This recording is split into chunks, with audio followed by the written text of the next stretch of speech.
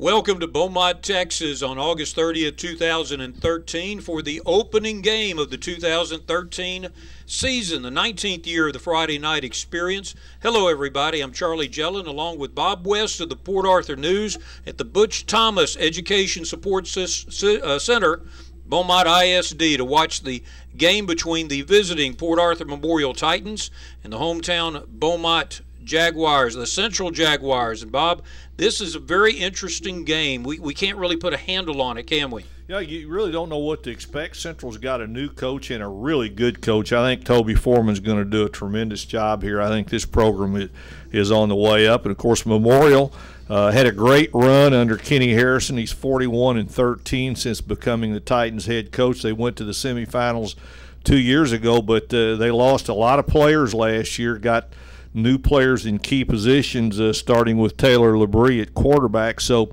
you really don't know what to expect. And unlike NFL teams, which have, 6 weeks to get ready and 4 preseason games and mini camps and everything, high schools don't get that.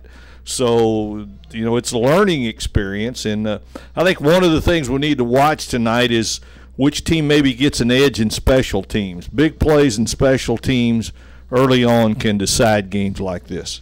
Memorial had a little bit of a rough scrimmage against Atascocita last week, and Coach Harrison was talking about how he hopes the team learned about that. But you're right about the Central Jaguars. They've got an offensive mind coming over from West Orange Stark and Toby Foreman, new defensive coordinator Roy Locks, and even the Titans have a new defensive coordinator too. Cody Hogg, he brought in the 3-4 defense.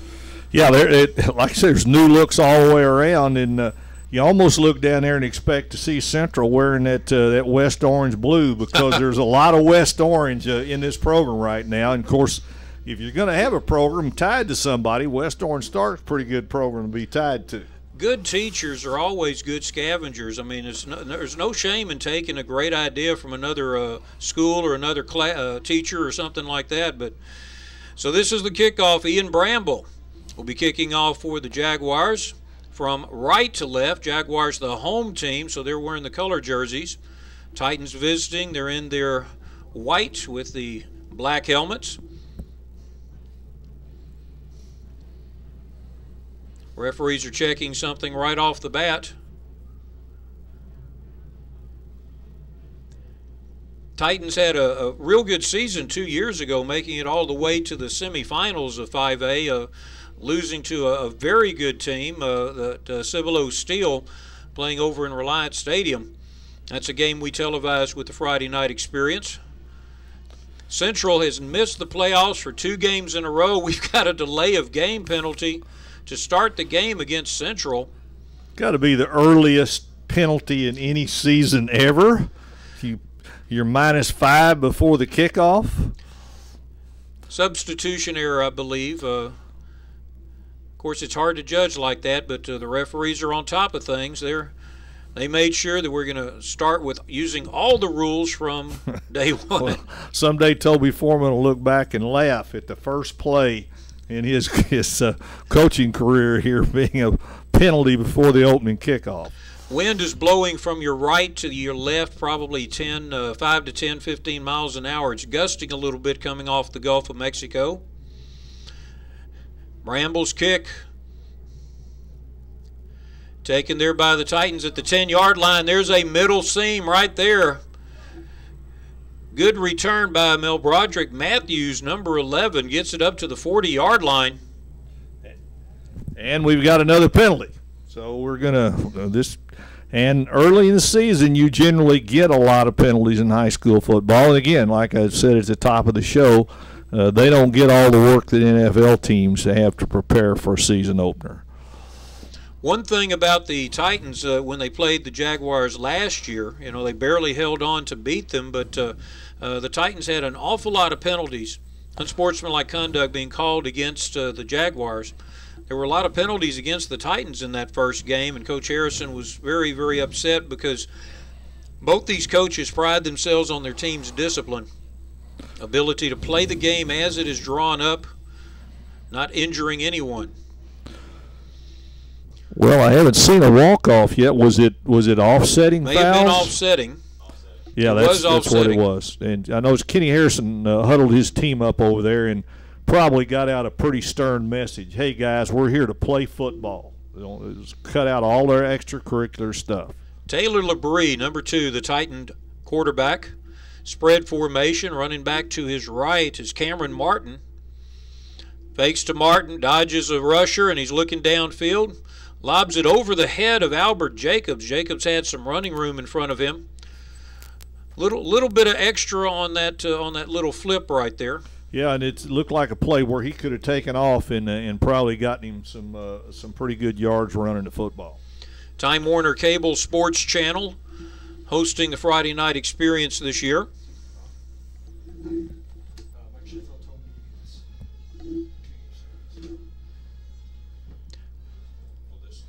Again, this is the full spread this time. We have Martin set over to the right, and there's motion. Jacobs going across the formation into a deuce look. And handoff to Martin up the middle. This highly regarded sophomore, 5'10", 160 pounds.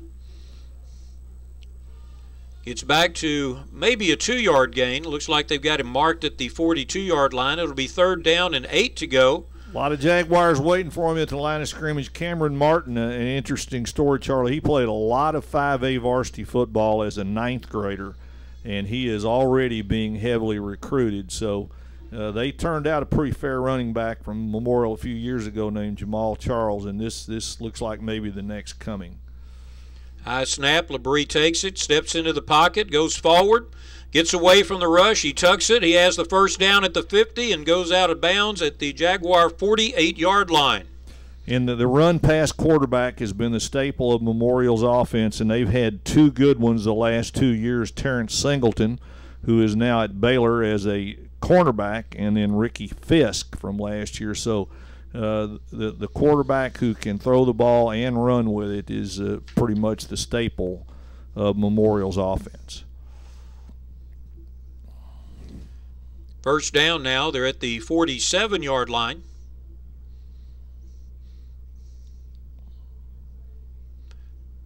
Martin off of left tackle. Spin move gets him close to the 40-yard line. Good second effort by Martin there. Turned maybe a 2-yard gain into a 4. Almost a 5. Hurry up offense now for the Titans. Martin sets up to the left of Labrie.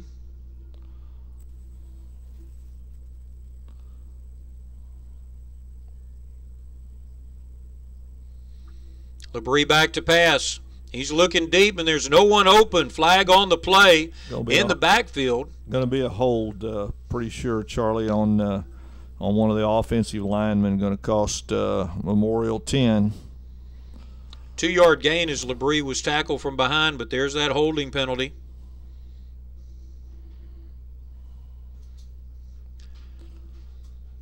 Taking the offense back. Good job in the secondary by Central. There was time to throw the ball and just nobody open, and the longer you hold it, the bigger the chance that somebody's going to grab a jersey to keep them off the quarterback, and that's what happened. Couple of senior wide receivers are featured by the Titans. Albert Jacobs, number 1, and Roderick Rucker, number 12. Keep an eye on them as the game progresses. Deuces again with Martin to the left. Quarterback keep this time. Ball on the ground. That's going to be Central's football. Recovered by the Jaguars in Titan territory as Labrie was being hit while going down, and he coughed up the fumble. First turnover. Jaguars are in business. Let's see how offensive coordinator Toby Foreman, or head coach, former offensive coordinator Toby Foreman, does it. Well, he's going to get the ball in good field position at the Memorial 46. Like we got it. No, not. I thought we had a timeout. No, just a change of possession. So we're going to see what Central's first-year quarterback, Michael Jacquette, looks like. He played behind a great one here at Beaumont Central last year, Robert Mitchell, who is now at Lamar University. And they are really high on that guy over there, on Mitchell at Lamar. Jaquette played very little, but he did have one good game against a very good Nederland defense when Mitchell got hurt. 3 receivers to the left. Power move up the middle there. That's number 6 there, I believe, Damon Thomas. Gets the ball for 5 yards forward. A good line surge from Central there. Damon Thomas, a senior running back. Jaquette, the junior quarterback. Changing the play. Thomas moves over to the left halfback spot. And they're running the option. Jaquette dives forward to the 39-yard line. Looked like it was going to go bigger than it did. Nice play from Meldrick Matthews, a senior linebacker and one of the top players on this Memorial defense. And that may be why the new defensive coordinator Hogg changed to a 3-4, because Memorial has got some great linebackers. You don't want to take any one of them off the field. 3rd down and 2 to go. High snap. Given to Thomas. Looks like he's got the first down.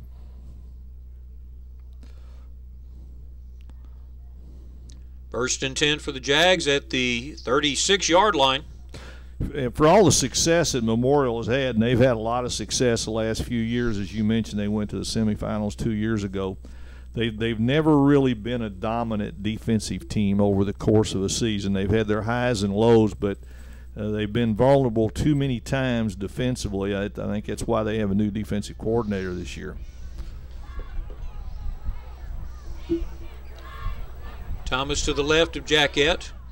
Quick hitch screen goes out to Garrison Mitchell, and that's a very dangerous receiver. Great reaction by the safety, C.J. Levine. I mean, he closed really fast on that.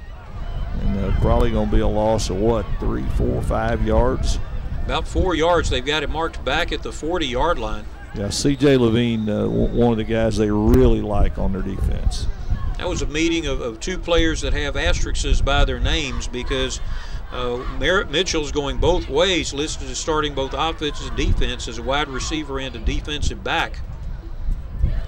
Mitchell caught 36 passes last year for 491 yards and 4 TDs. He's the brother of the quarterback from last year.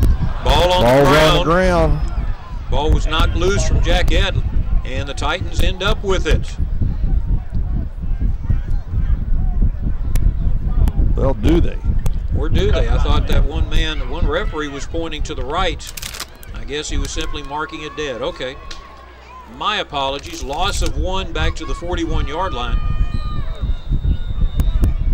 3rd and 15. Garrison Mitchell brings in the play from the sideline, gives it to Michael Jaquette.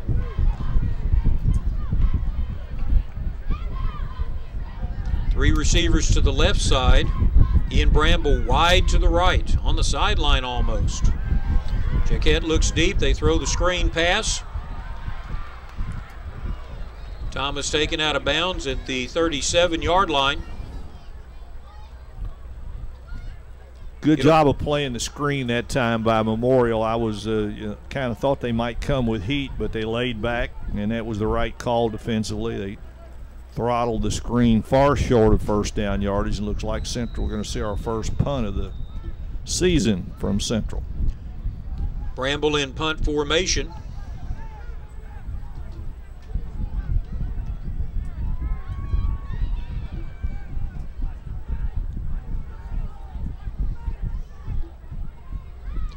Good snap. Lands in the end zone, and that'll be a touchback out to the 20-yard line, so an opening drive turnover does not hurt the Titans.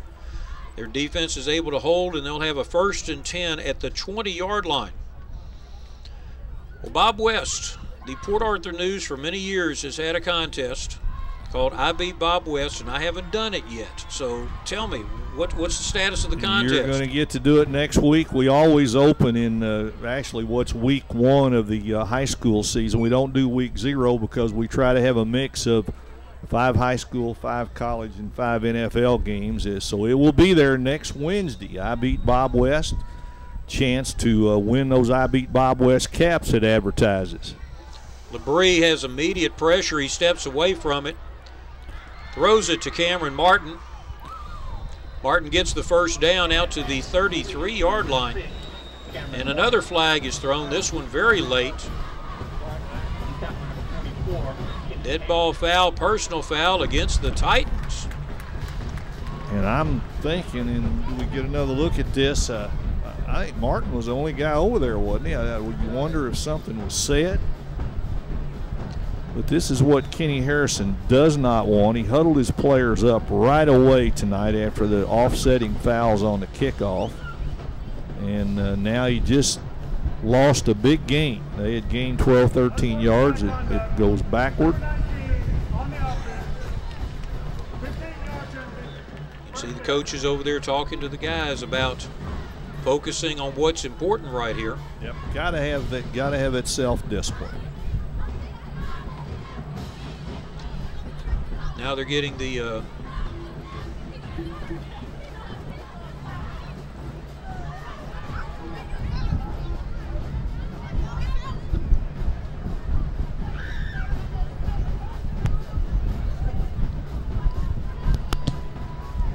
first down and 10 out of the spread formation now for the Titans. A little bit of a wild snap, handed off to Martin. Cameron Martin is hit right at the line of scrimmage. Both defenses are getting very stingy there. Loss of 2 yards, taken back to the 18. A big change in field position as a result of the unsportsmanlike conduct penalty. He's brought down by a host of Jaguars, led by number 88. Down box says third, but I think it's second down. Should be.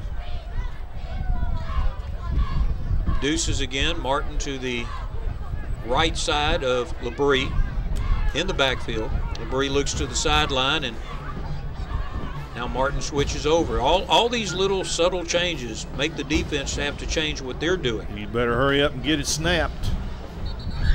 Didn't get it done. You could see when he walked up to change the play with 7 seconds on the shot clock. Did they get a timeout? Yes, they called a timeout there. Yeah, because the shot clock had run out. We've got some good sponsors that have been supporting the Friday night experience for quite a long time in our 19th year. Well, Charlie, when we first started this Port Arthur News Friday night experience way back in 1995, of course, we didn't know where we were going with it. Jim Barton and Mike Sheffield and I, we only did 4 games, but early on, our sponsors were Lamar State College, Port Arthur, Museum of the Gulf Coast. Not long after that, we picked up 5 Point Credit Union, Market Basket, and Motiva Enterprises. And then since then, the Medical Center of Southeast Texas, Lamar Beaumont, Community Bank, Mike Fulgence with Universal Coin and Bullion, and Robert Giblin, a former Port Neches Groves football great, have jumped on our advertising team. And there are no games if we don't have folks like that to support us. And we really appreciate it. Like you said, we're in the 19th year of this Port Arthur News Friday night experience, and it's been an interesting ride and so gratifying to be hooked up with Time Warner now. Snap to Labrie on a third down play. 3rd and 11. He throws deep over the head and intercepted over the head of Albert Jacobs, and intercepted by the Jags at the Titan 48-yard line. Garrison Mitchell playing deep center field, and Jacobs was open. It's just the ball went over his head. Just really, really badly overthrew the ball. And so I think, Central's going to get the ball for the second time on Memorial's side of the 50-yard line, and you go back to the personal foul penalty that wiped out about a 13-yard gain. And, one thing leads to another in football, and because of that penalty, the interception happened, and now Central's got outstanding field position. Jaquette under center this time. Motion to 4, and there goes double pass. He's going to be open. If he can turn around and see it, right through the hands of Garrison Mitchell, the motion back. Yeah, you can see that coming with where the receiver or the lateral guy was so far behind the line of scrimmage. And Memorial, the DB did a good job of staying home, but the play was there. Looked like Mitchell kind of lost the ball when it was thrown up there, and but you're right. That's a little bit of trickery there on the first game of the season. Toby Foreman pulling out a few of the stops here to take advantage of the second turnover here in the first quarter.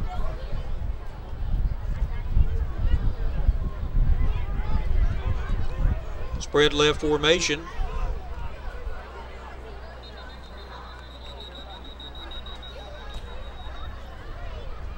Be a whistle, got to be some kind of penalty coming here. Guessing it's going on Central. These almost always go against the offense when the play doesn't get started unless somebody just jumped into the neutral zone. Illegal procedure. 5-yard penalty sets it back at the Jag 47-yard line. Second down, 15. 72 Central. Referees are doing a good job of maintaining control of the game. Player safety is the most important thing that the referees are worried about. Of course, with the NFL concussion story that broke this week, that really comes back to play. That's become more and more an issue, and it should.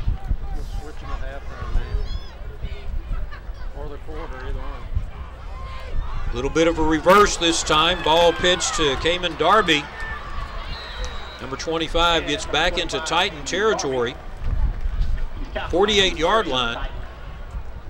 It's back to the original line of scrimmage, so we got back the penalty. It's going to be 3rd down and 10 to go. A good defensive play by Meldrick Matthews. Stayed home, played his position the way it's supposed to be played. Didn't go the wrong way again with the flow of traffic, and he was there to make the play.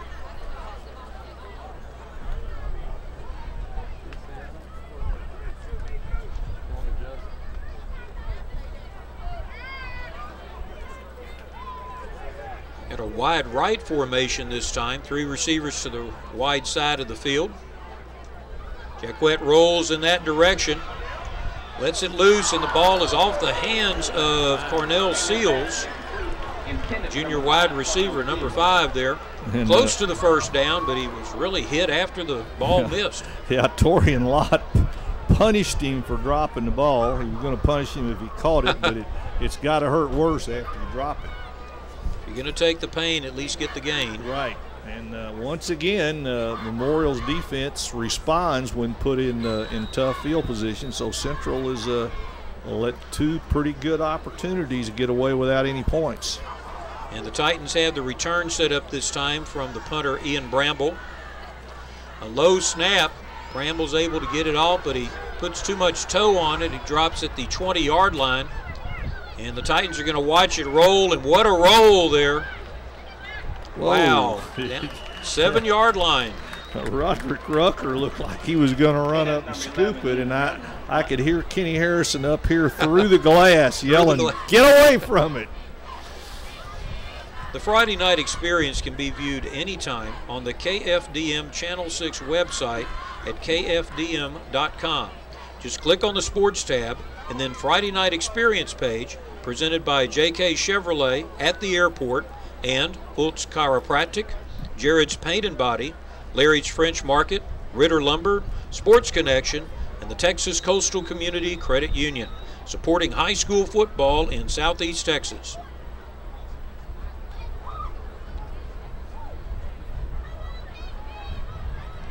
Bree hands off to Martin. Oh, excuse me, that's not Martin. That's Mel Broderick Matthews, I believe, number 11. I believe it was Corey Dauphine, number 21, I believe. You've got better eyes than I do. Yeah. There you go, Bob. You got it.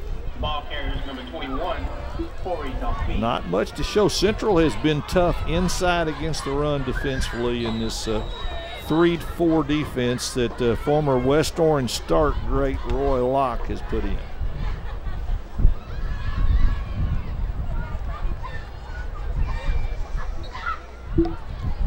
Almost a late hit there by a lineman coming in, but it's Dauphine again. Good play.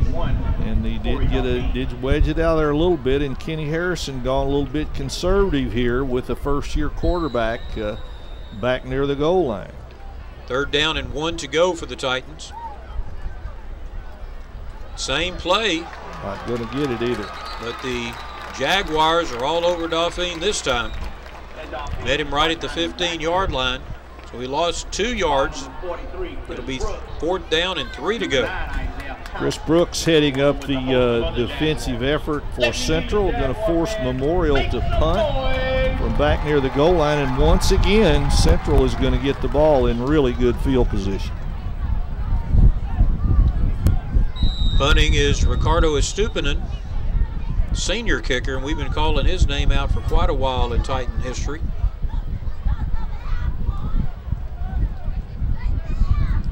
Spread punt formation.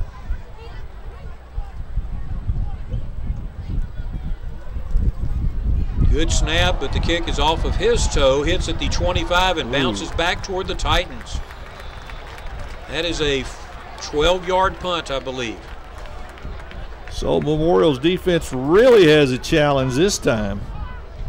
3 times now the Jags have started an offensive drive inside Titan territory. They're definitely very close. Ball spotted at the 24-yard line. It's a 9-yard punt. Students who arrive at school after this time are in serious danger of a court date for failure to attend Special school. teams, of course. Your parent can also be filed on for parent contributing to non-attendance. You're debt-free The fine because can be up to 5 Point paid $500. off.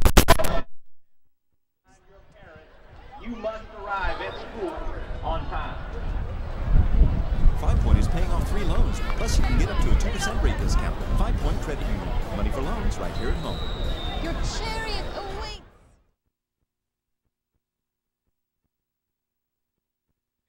From the spread formation. Hand off again to Damon Thomas.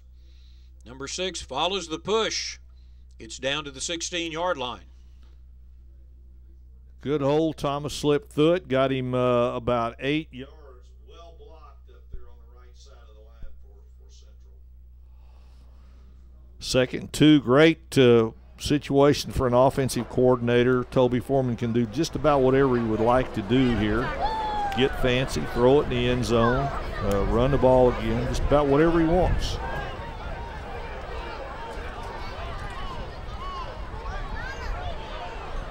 First down And that's for number 6, Damon Thomas on the carry. the Jags.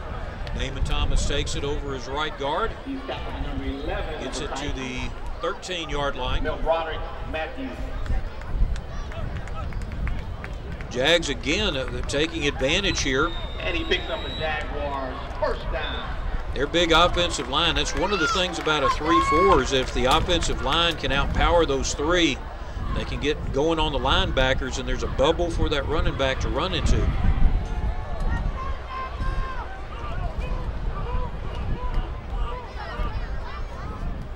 Darby and Thomas in the backfield. Oh, might have been a miscommunication, but Jack Hentz doing something with it. He gets in.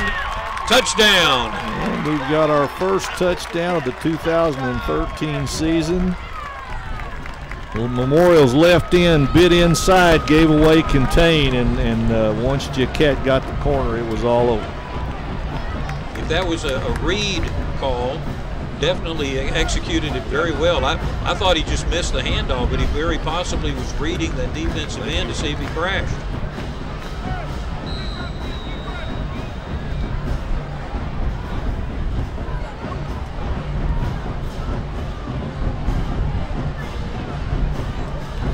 Looks like we're a man short again.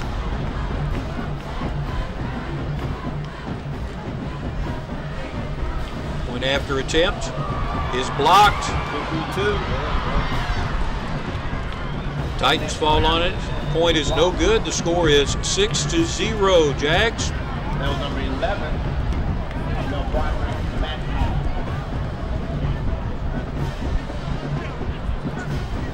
I ended the old-fashioned way, with long hours and hard work, and now I'm debt-free.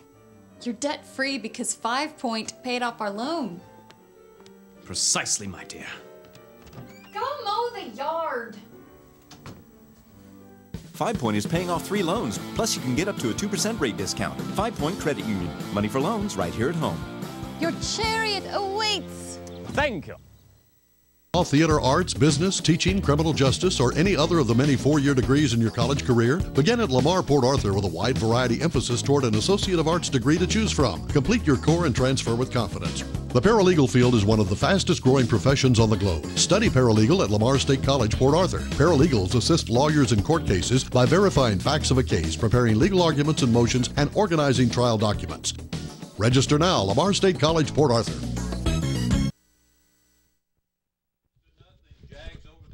With 37.7 seconds left in the first quarter. Charlie Gellin and Bob West here with the Port Arthur News Friday Night Experience on the Time Warner Cable Sports Channel for Week 0 of Texas football. Port Arthur Memorial Titans playing the Beaumont Central Jaguars. And 3 plays, 24 yards on the touchdown, with Jack Kett going the final 12 for the touchdown and putting Central out front. And even though Memorial was a playoff team last year and Central was a 3-7 team, Central played the heck out of Memorial over in Port Arthur. It went down 23-20. So when these two teams get together, and especially the first game of the season, nothing's guaranteed. Bramble's kick, I don't know if it was touched by the receiver or not, but it went out of bounds. A flag was thrown, which would indicate it went out of bounds. Looked like he was trying to catch it. Yeah, it did. That's why I was surprised to see the flag. I thought he touched it, but I don't believe you'd throw the flag in there if he touched it. Referees are talking to each other again to make sure everybody's on the same page. Even though it's a non-district game, this has been a heated rivalry for several years. Yeah, five years these schools been playing, and they're waving the flag off, so I didn't think it needed to come down. Memorial has won the last 3 games to have a 3-2 edge in the series. But Central won the first 2. So if the ball was touched by the receiver and it bounced out of bounds, and it's 1st and 10 for the Titans right there at the 13-yard line. Memorial again stuck in poor field position, and they're really struggling to get something going offensively.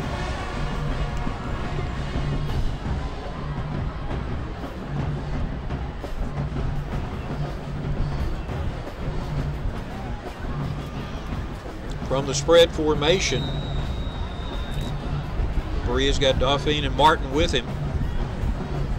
And Martin leaves. Takes the quick screen. Martin's got some room over there. A good hard tackle made by Devois Whaley. Good call to get Martin in space. Got him 9 yards on first down. Good safe play. It's one of those high percentage plays, pass plays you see in the NFL a lot. Actually, he got 8 instead of 9, but again, very good on first down, 2nd and 2. But, well, let's take that back. Memorial's got a holding penalty now to tack on to all the other penalties that's rolled up tonight. Must have been on one of the blocks there on the outside. And, you know, one of the debates with high school football is, you know, to have spring football or get that extra week and extra scrimmage in the fall. Memorial chooses to have spring football. Only has 1 scrimmage, and I think we may be seeing some of the effects of the shorter practice time and only 1 scrimmage. They're pretty rusty. This time they run the screen to the other side. Dauphine gets it in space. He's got a head. Ooh, could be a horse collar. Ball went loose. They're saying it was the ball was down. And that would be a first down if the play stands at the 25-yard line, but that was very close to a horse collar. Our sideline camera's right there on it. Here's the replay. If that's not a horse collar, it's a cousin. Xavier Jones, linebacker, tracking down Dauphine from behind. First down and 10 for the Titans, 25-yard line. Clock's going to run down. That's going to be it for the first quarter. Jags take advantage of 2 Titan turnovers and lead 6-0 after 1.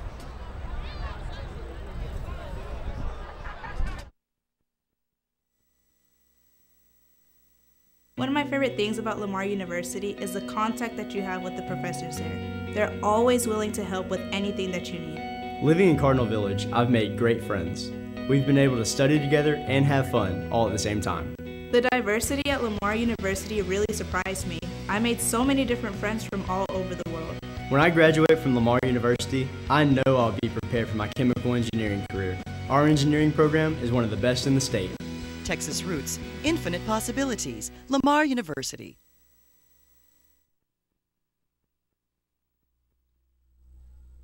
Back at the Thomas Stadium, start of the second quarter, week 0 of Texas football. Charlie Jellin and Bob West. Bob works at the Port Arthur News. We can't call you just sports editor. Shouldn't we editor emeritus now?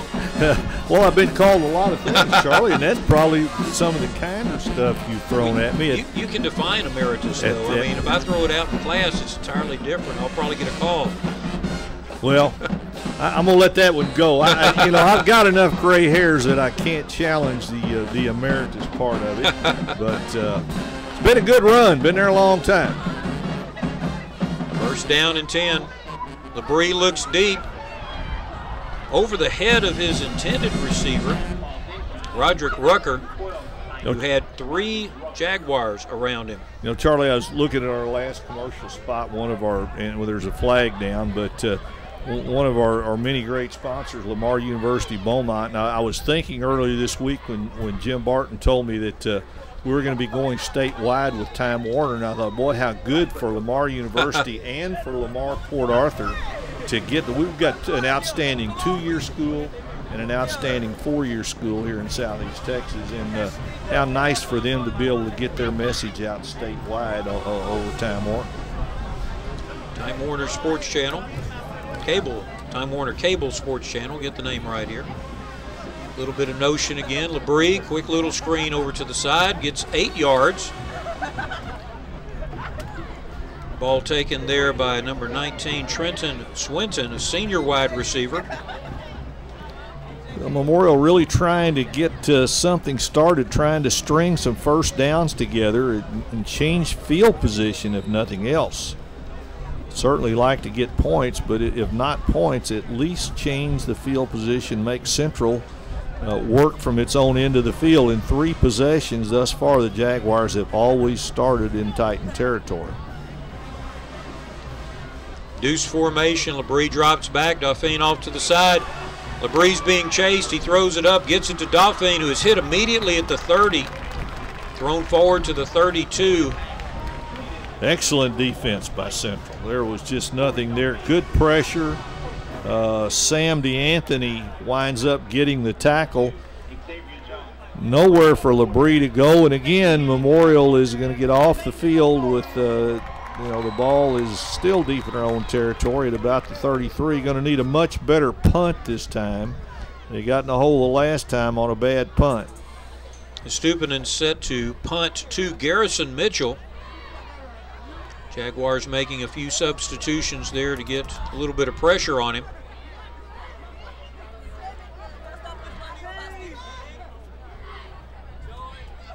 Low snap. Excellent punt, though. Wow. They should snap it to him low all the time. Mitchell's trying to track it down, and the coverage from the Titans, it is going to die at the 3-yard line. That's changing your field position. That is changing field. Let's see. That's 18 and about 4. That's about 65 yards with no return, or 64, 65, right in that range. Fantastic punt. But now his average is going to be in the 40s. Sometimes averages can be deceiving. Well, the Titans were able to dodge, the first bullet there from the turnover in the first quarter, but the second one got them. 6-0 is the score. Jags over the Titans.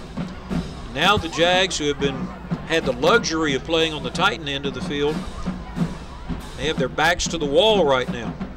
So they've got to be careful for the football. The Titans would like to force a turnover here and get something easy like Central had to get on the scoreboard. Brandon Wise coming in. Jackett gives him the play.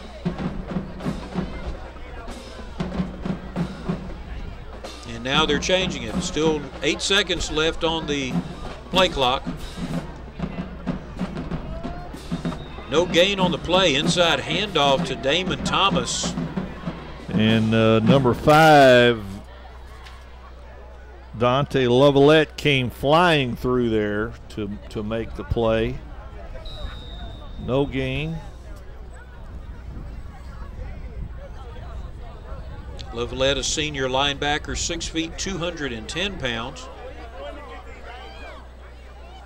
Outweighed the running back by 50 pounds, and he had a running start.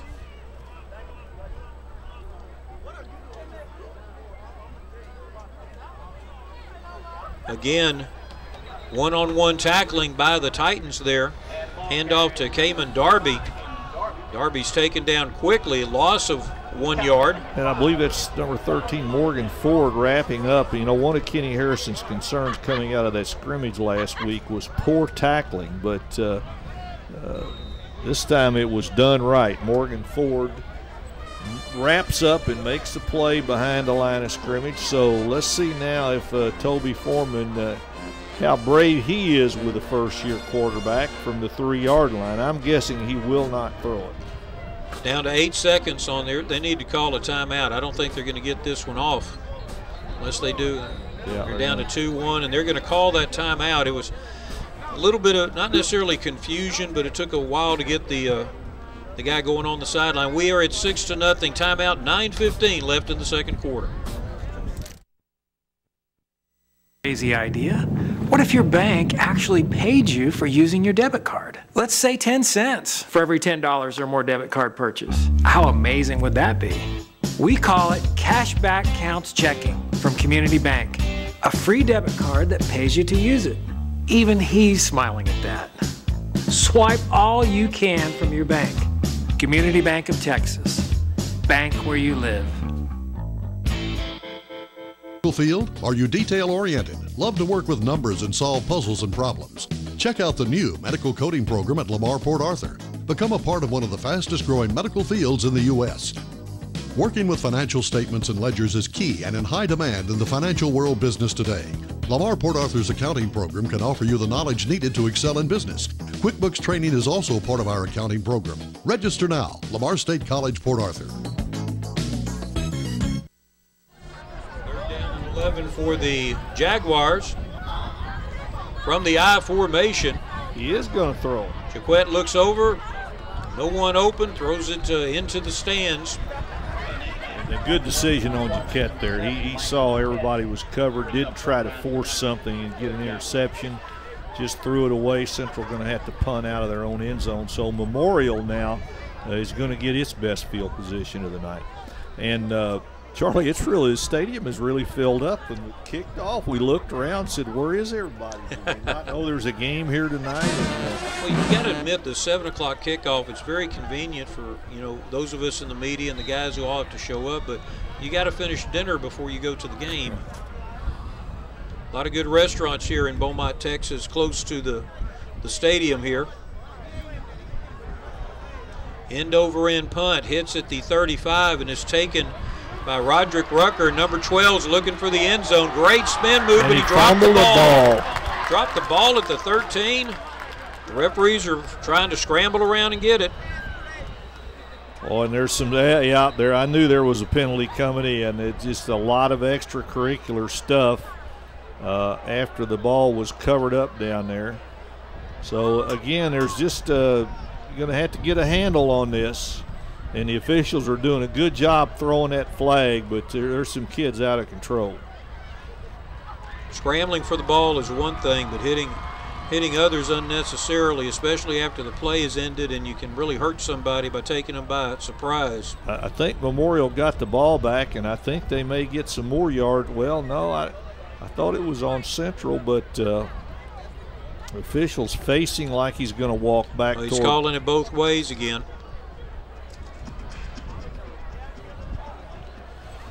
One flag and unsportsmanlike on each side, dead ball foul. So, well, nice return there, almost obliterated, almost wiped out by another fumble, and just a lot of things going wrong offensively for Memorial. Good move by Rucker. You know, the spin move, he just has to hold the ball closer to him, hand it out kind of like a loaf of bread. And I'm sure Kenny Harrison will talk to him about that. If you're going to do that 360, hold that ball in tighter. Taylor Labrie is happy where he's starting at the 13-yard line of the Jags, down a touchdown. Cameron Martin with him in the backfield.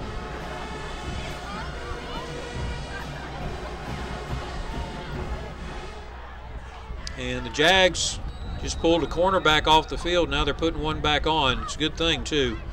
It's on the left-hand side of your screen, just off camera shy. Hand off to Martin. He's got some room. Great hit, touchdown. Look at that. And Martin broke a tackle at the 5-yard line. And I think you saw a little bit there of why recruiters are so excited about Cameron Martin. He runs with speed and power, just bounced off a tackler around the 3-yard line. All of a sudden, we've got a tie game with Memorial a chance to take the lead. Stupinen in to attempt the point after.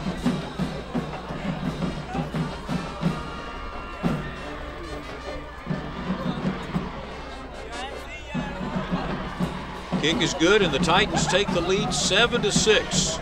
With 8:49 left in the first half. Port Arthur fans on the far side of the field there in their red and black Titan colors. Very happy with the way they've been able to dodge those turnovers and hold the lead. Finally got something to cheer about. You can't exactly call that a touchdown. That one play, 13 yards from Cameron Martin.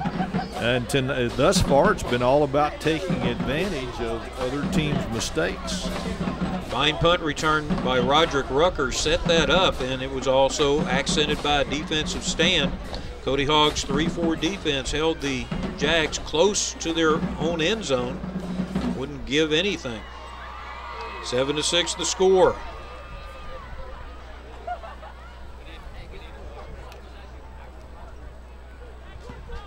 You know, for our statewide listeners, Charlie, this is a really good area for turning out athletes that go on to the next level and then the next level after that. You know, there are 3 players that came out of this Beaumont School District, and there are 3 schools here in the Beaumont School District, Central, Ozan, and Westbrook. There's 3 players look like they're going to make NFL rosters this year as rookies. Christian Michael, a running back from Westbrook, has really had a great preseason with the Seattle Seahawks. Taylor Reed, a linebacker from Westbrook, has had a really good camp with Dallas. He's supposedly on the bubble to make it the final cut with the Cowboys. And then one of the surprise sensations, a free agent from Ozan High School, Willie Jefferson, has really done well with the Houston Texans. Don't think there's any doubt that Willie Jefferson is going to make the final roster for the Texans. So good year for the Beaumont School District. Looks like they're going to put 3 guys into the NFL.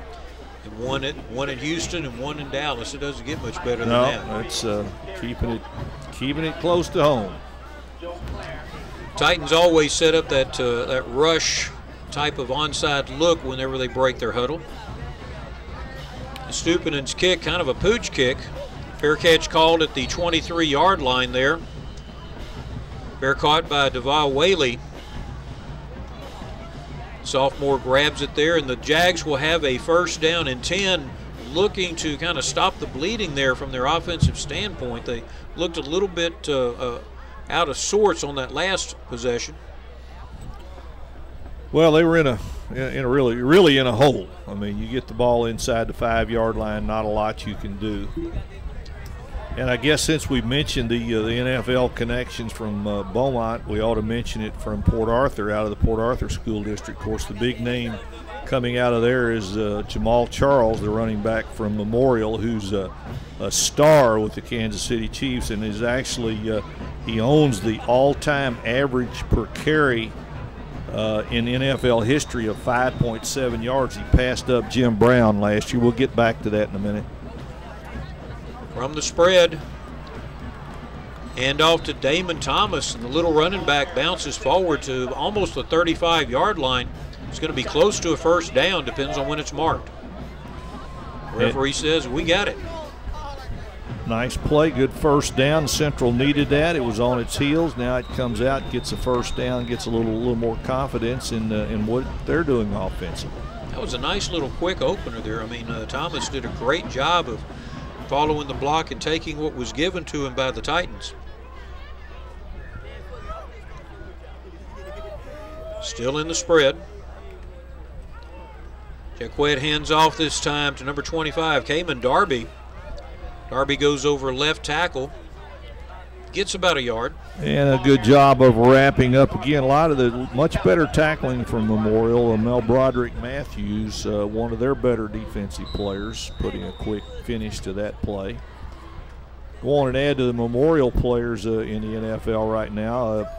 Well, no, actually, he's not Memorial. Well, better get back. It takes a little while to explain it, so we'll go to another play.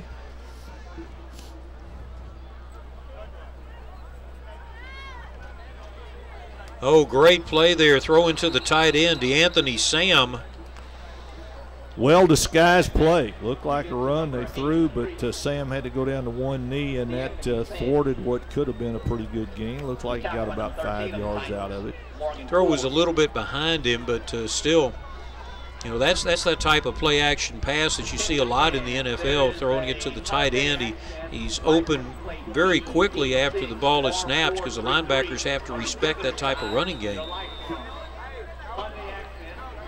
Tight end comes out going away from the flow, and he's wide open. I always loved anything that had any kind of hint of play action in it, because it just freezes the defense long enough to make something happen. 3 receivers to the left, and they're running the option in that direction. Damon Thomas trying to hit to the corner. I believe he got the first down, too. I thought he was going to get run down. He turned on a little speed. Well, I don't know. It's close. Like we're going to have our first measurement here. Good play there, just stretching out the Titans to the wide side of the field, and the referees say it's too close, let's measure.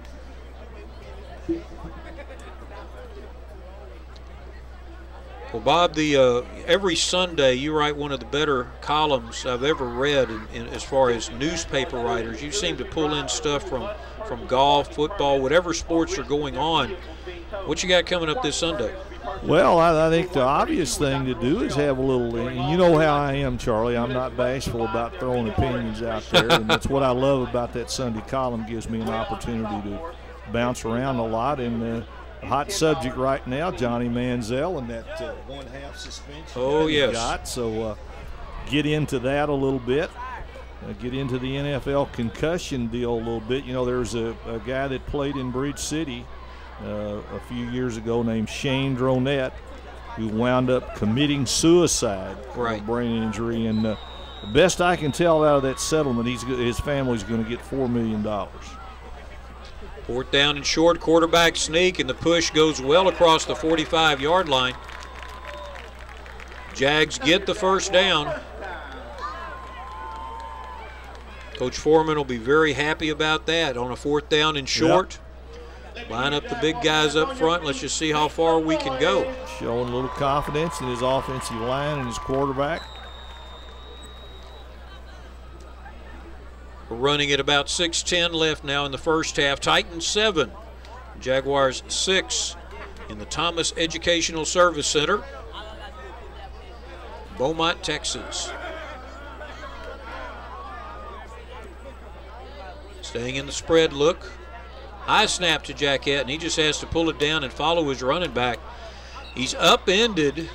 Several Titans fall on him at the 50-yard line. Ends up gaining 3 yards, but that's tough yards for a quarterback. And Charlie, back on my Sunday column, I also have something to say about my least favorite NFL owner, Jerry Jones, who's always been a good target for me since he fired Jimmy Johnson and refused to put him in the Cowboys Hall of Honor, which is the height of being absurd. Staying in the spread. Hand off to Darby. He's trying to get around the right end, but the Titans string it out. And again, we see number 13 coming up off the pile for the Titans, and that's Morgan Ford, who's played very well tonight. Lost back to the 49-yard line of the Jags, so it's going to be 3rd down and 8 to go.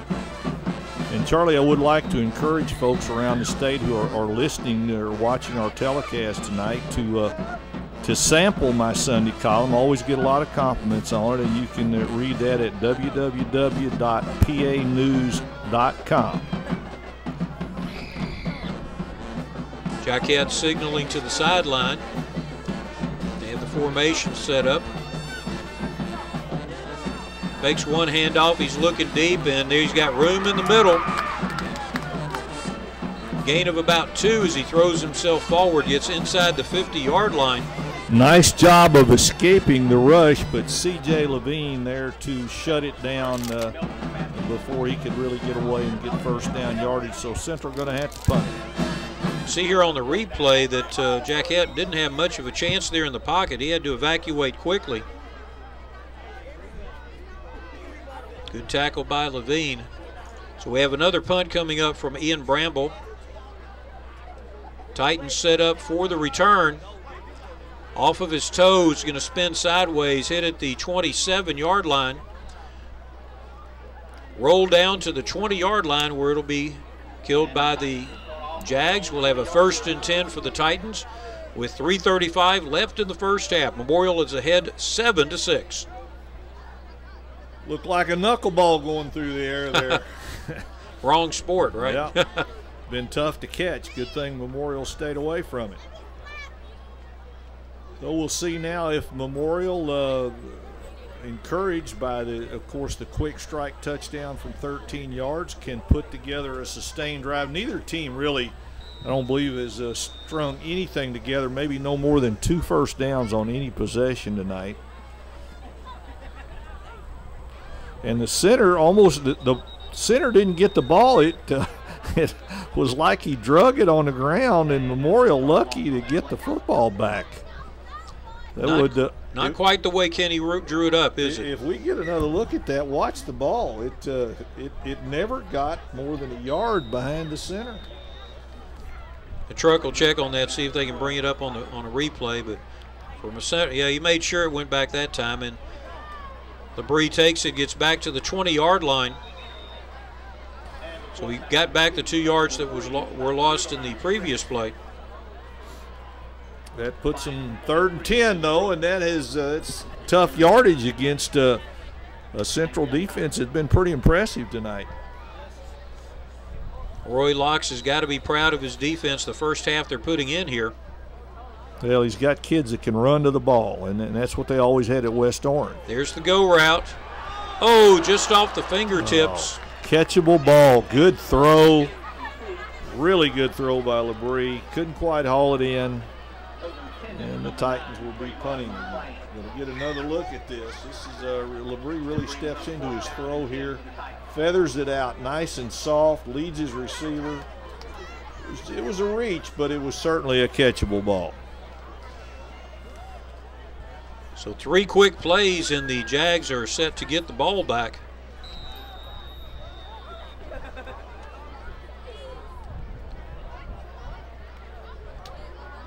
Punt formation.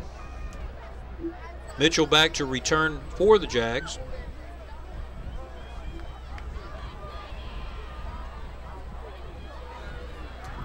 Good snap this time. Estupinen. Ball is fumbled by the receiver and picked up by another Jag at the 49-yard line. That's extremely fortunate for the Jags. Garrison Mitchell catching it on the run and was hit in the arm almost immediately. The ball popped out. Recovered there by one of the Jags, so it'll be 1st down and 10. Very fortunate that Derek Broussard was in the right place at the right time for Central. That could have been a costly turnover. One thing the Jags have been able to avoid.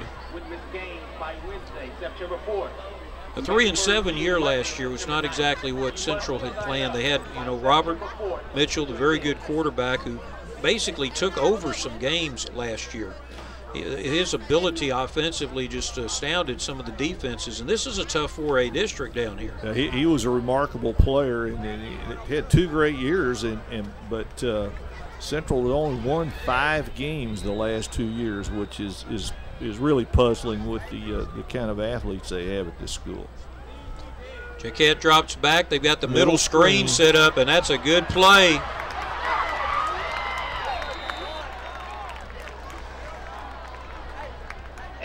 That, if you look at that setup, it looked like it was going to be another one of those side screens to Damon Thomas, but instead they hit the middle guy, and we've got a roughing the passer penalty called against the defense, so that'll be added to the play. If we can get a replay on that play, it's very well set up and very well executed. It's almost like a wide receiver coming back in. You can see him put the ball on his outside hand, and that's Garrison Mitchell.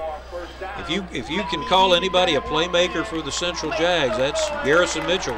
Absolutely. He's the guy that you want the ball in his hands, and the roughing the passer now takes it down to the Memorial 22-yard line. 2 minutes and 14 seconds left, so time is a factor here for the Jaguars.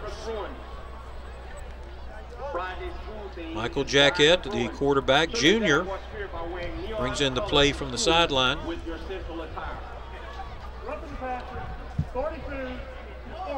To Jaquette's left, running back Damon Thomas, number 6.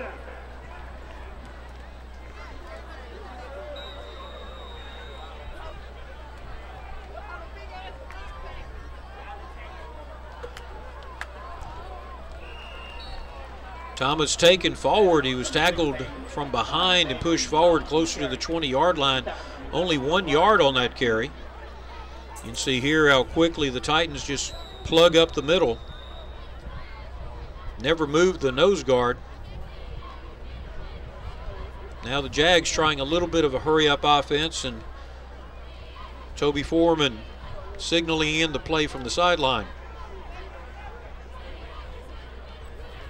3 receivers to the left, and that's the direction that Jaquette's going. He has an opening. Steps away from the linebacker, and then it's hit out of bounds. Way out of bounds. That's more than 5 yards out of bounds. He was hit. That's C.J. Levine. He was a good step, maybe 2 steps out of bounds, and that's going to give Central a first down around the 8-yard line. So Memorial just continues to be its own worst enemy. Tackled at the 15-yard line, which was short of the first down, but that penalty is going to add to it. Well, I guarantee you the first thing Kenny Harrison will have to say about tonight, depending on what happens in the second half, was we committed way too many needless penalties, and we're going to have to clean that up. See here on the replay. Watch how far out of bounds he is. There he steps out of bounds, and then he's hit there, and unnecessary. Again, the safety of the players is paramount in the game. First down and goal for the Jags, but time is that element that Bob was talking about. 131. Spread formation, 2 receivers to the right, which is the wide side. Inside handoff to Thomas is blown apart by the Titan middle defense. A lot of penetration there for the Titans, and nothing doing at all. Like that big number 99, Jason Johnson, just enveloping the play, blockers, runners, everything. Play clock's down to 15 seconds. The Jags do have a couple of timeouts, so they're able to stop the clock at will if they need to.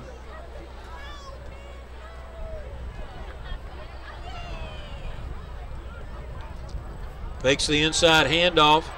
Jaquette throws it short, and tackled immediately at the 10-yard line is DeAnthony Sam, the tight end. Well, Broderick Matthews right there as soon as he caught the ball to get him down. So third, I think we're going to see Central take a timeout here pretty quick probably. Maybe not. They're going to go ahead and get a play in, I guess. There goes the timeout signal from Coach Foreman, calling them over. Third down. We'll be back after this timeout in just a moment. At the Medical Center of Southeast Texas, our commitment to providing high-quality medical care includes offering the most modern technology available. A state-of-the-art emergency room, a dedicated heart center, surgical suites with the latest in digital technology, a 64-slice CT scanner, the first hospital with such a unit in Southeast Texas, and an obstetrics unit with neonatal intensive care for high-risk babies.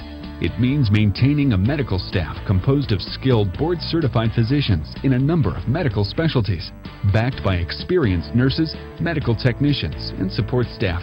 Together, we strive to make your experience as pleasant, convenient, and comfortable as possible, with all private rooms, thoughtfully appointed birthing suites, and innovations in the ER to minimize your wait time.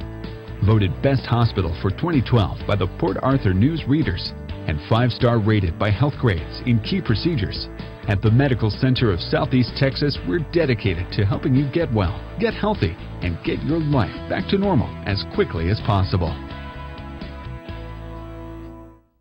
3rd down and goal from the 9-yard line for the Central Jaguars.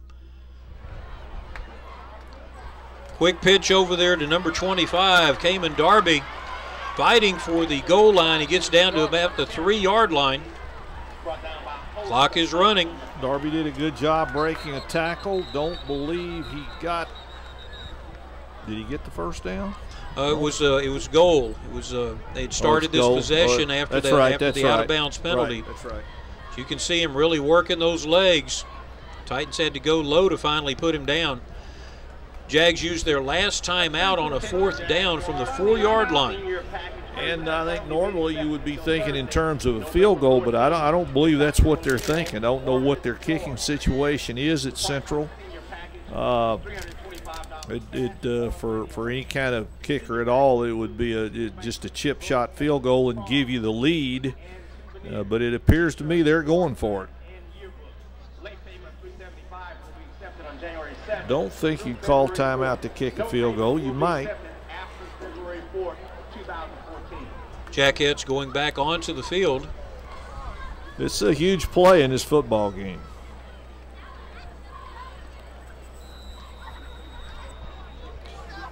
.2 seconds. 4th down and goal. You've got to admire the guts here of Toby Foreman. And the Titans call a timeout. They say, okay, we admire your courage, but we're going to regroup. Right. Well, Memorial wanted to take a look, see how Central was lined up. So I would guess now that Central will probably change and go to something else, or maybe they have a play they really like for this situation and they'll stick with it. Time Warner Cable Sports Channel.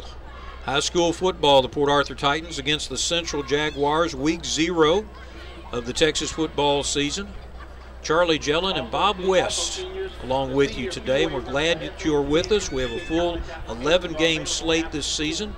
A lot of great games here from Southeast Texas. We've been doing this, the Friday Night Experience, the Port Arthur News Friday Night Experience has been doing this for 19 years.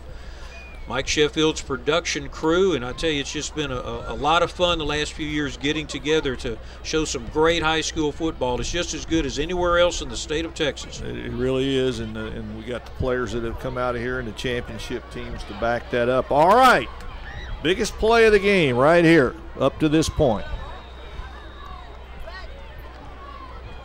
Jags break the huddle. Michael Jackett, the junior quarterback. Spread right formation. Motion.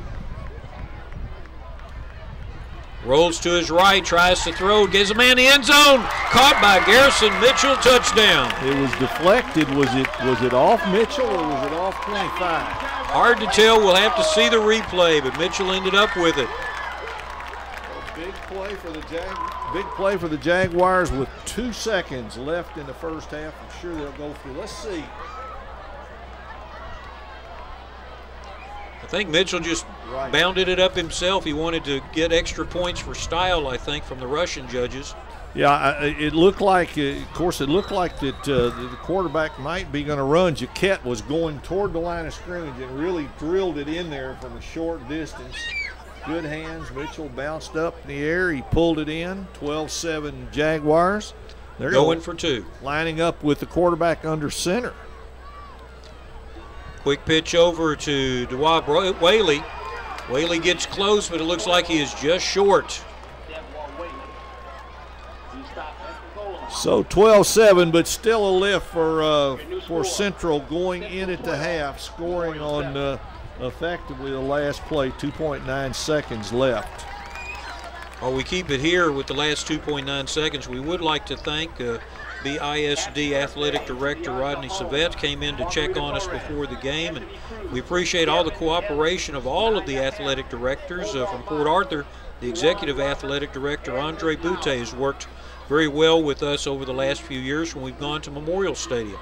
And Charlie, this is a terrific facility here in Beaumont. Just a great high school football stadium, tremendous press box facility to work out of,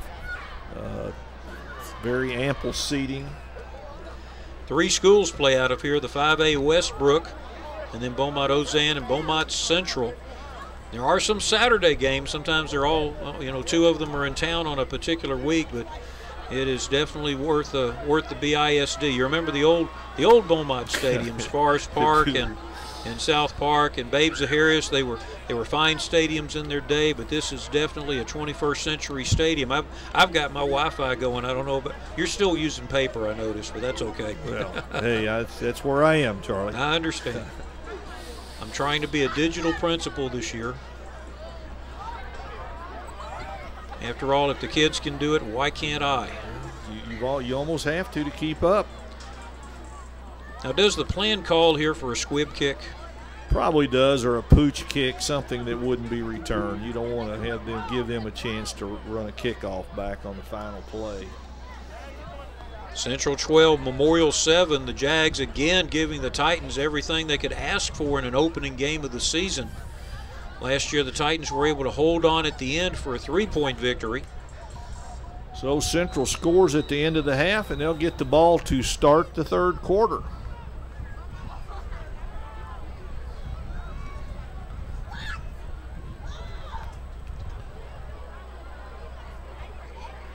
Kick taken on the run. Titans number 24, Ja'Cory Jones, a junior D-back, brings it out to the 40-yard line. And that is the half, 12-7, Jaguars over the Titans. We'll be back with the second half in just a moment.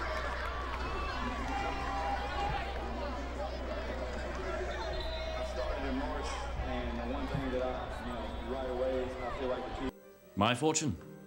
I earned it the old-fashioned way, with long hours and hard work. And now, I'm debt-free. You're debt-free because 5 Point paid off our loan. Precisely, my dear. Go mow the yard. 5 Point is paying off 3 loans, plus you can get up to a 2% rate discount. 5 Point Credit Union. Money for loans right here at home. Your chariot awaits. Thank you. Lamar University is the contact that you have with the professors there. They're always willing to help with anything that you need. Living in Cardinal Village, I've made great friends.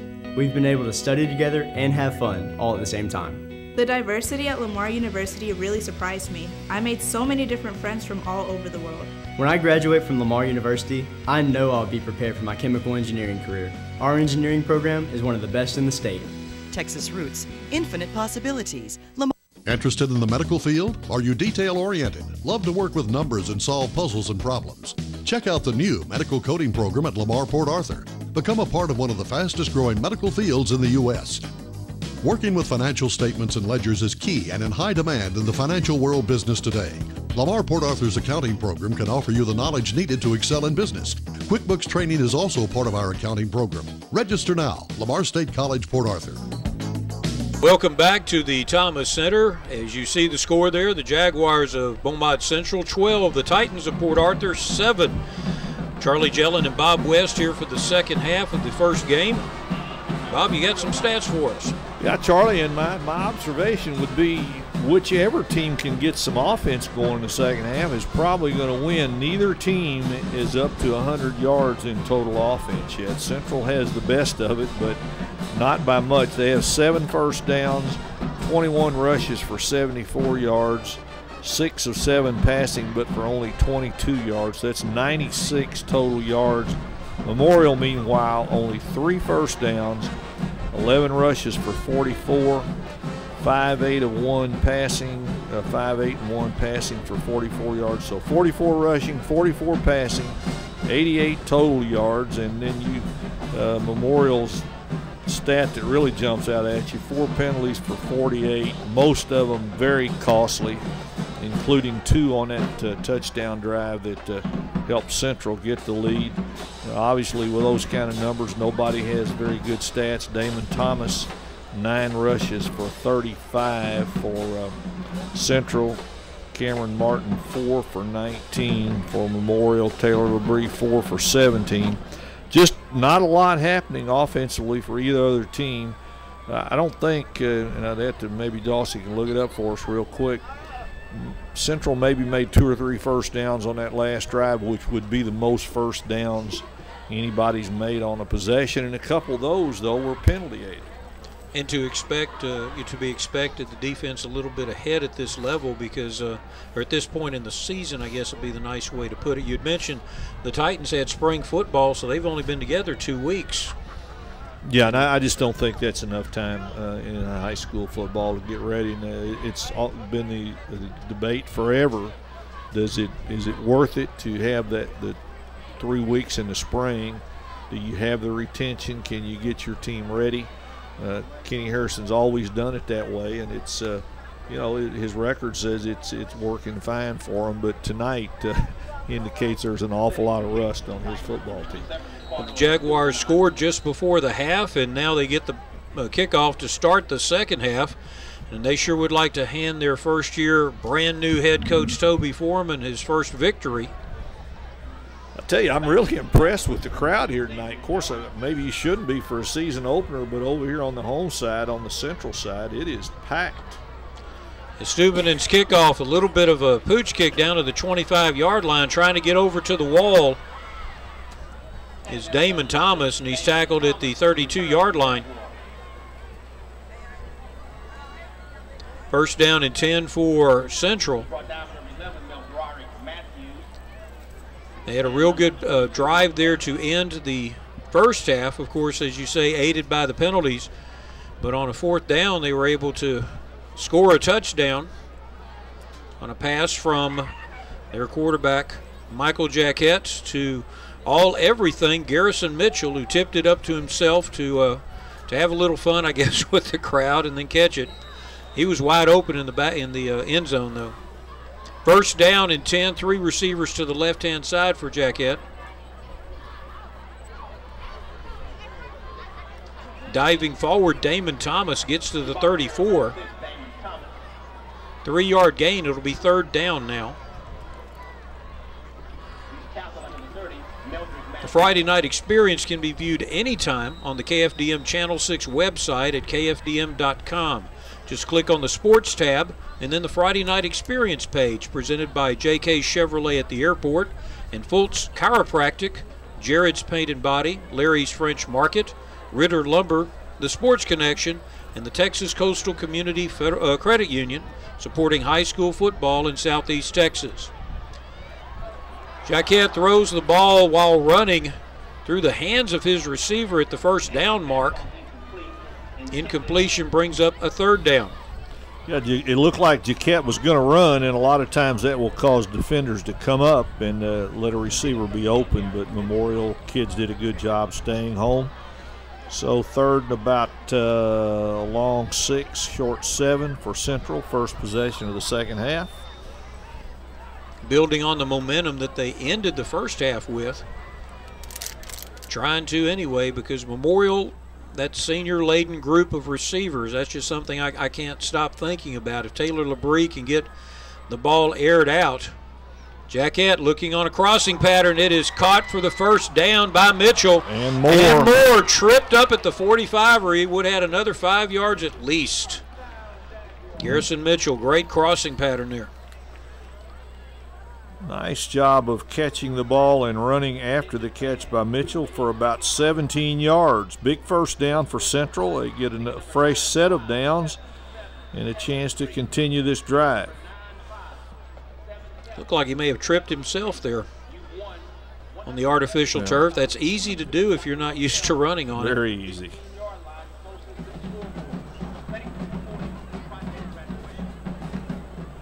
Spread right formation, Jackett. Takes the ball, hands off again to Thomas. Ball is loose. Ball is loose and knocked backward. Went right back to the quarterback. Jaquette was just standing there watching the play, and all of a sudden the ball's rolling back to him. Net loss of 2 yards. And that's at least twice that I can recall tonight that Central has recovered one of its own fumbles. Had another one on a punt return that got away, and Central fell on that one. What is it they say? I'd rather be lucky than good. Absolutely. Taking away from yourself is not too bad. 3 receivers to the right side now. Jaquette rolls that way. Keeps it, turns up. There's a flag thrown behind him as he is tackled at the 36-yard line. Got to think it's a real good chance of a holding penalty.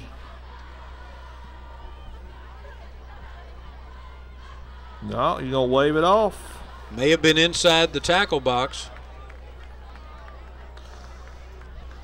Nice gain for Jaquette, about 2 yards short of a first down.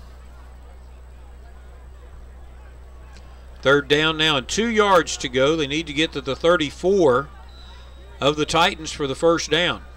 That looked like it was run all the way for Jaquette. I don't think he really seriously considered throwing the ball.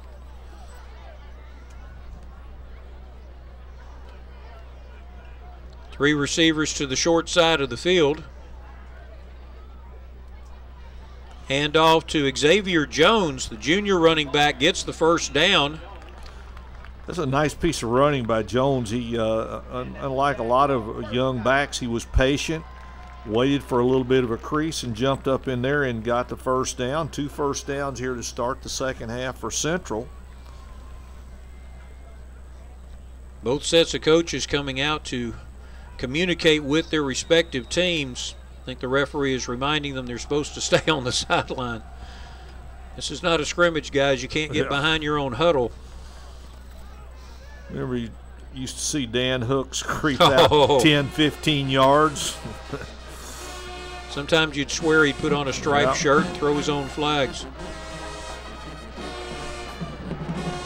I tell you what, Brandon Wise did not get much momentum going forward. He was hit low as he got the ball in the backfield. Oh, Cayman Darby, I'm sorry, number 25. Now Broderick Matthews, who's been very active tonight defensively for the Titans. Short gain on the play. We'll still call it 2nd down and 10. Jags, though, got a little motion going here. Going back toward the end zone where they just scored a touchdown. Spread right formation. Jackett fakes the handoff. Oh, it's in the air. Intercepted. Intercepted by Dante Lavalette. Lavalette, the ball was tipped. It seemed like it hung in the air forever. Lavalette picked it up, and let's see if we can read that. It's a long return, and here's a replay on it. Let's see who tipped the ball right there. It's number 10, I believe, tipped it up. That would be a Brandon Lumpkin. Tipped it in the air, and the tip drill continued. Got to get used to the fact this mic isn't moving with me, Charlie. Yes, sir. Great observations. Yeah, right. Just nobody heard him. Taylor Labrie now. Airs it up, and it's just a basic fly pattern. Flag on the play. Yep, the defender never looked back. Never looked for the ball. Going to be on number 25 for Central, I believe. Cayman Darby. Receiver takes an out move, and it's just you're just trying to run to the sideline. You can see there. Flag was thrown immediately by the referee. And how quickly a football game can change. Charlie, looked like Central was on the way to taking a 2-score lead. Now Memorial will be within 20 yards of regaining the lead. Ball is spotted at the 21-yard line. Good shot there from our sideline camera. Getting as close as they can without getting the sweat on them from the players, because it is a little humid out there today.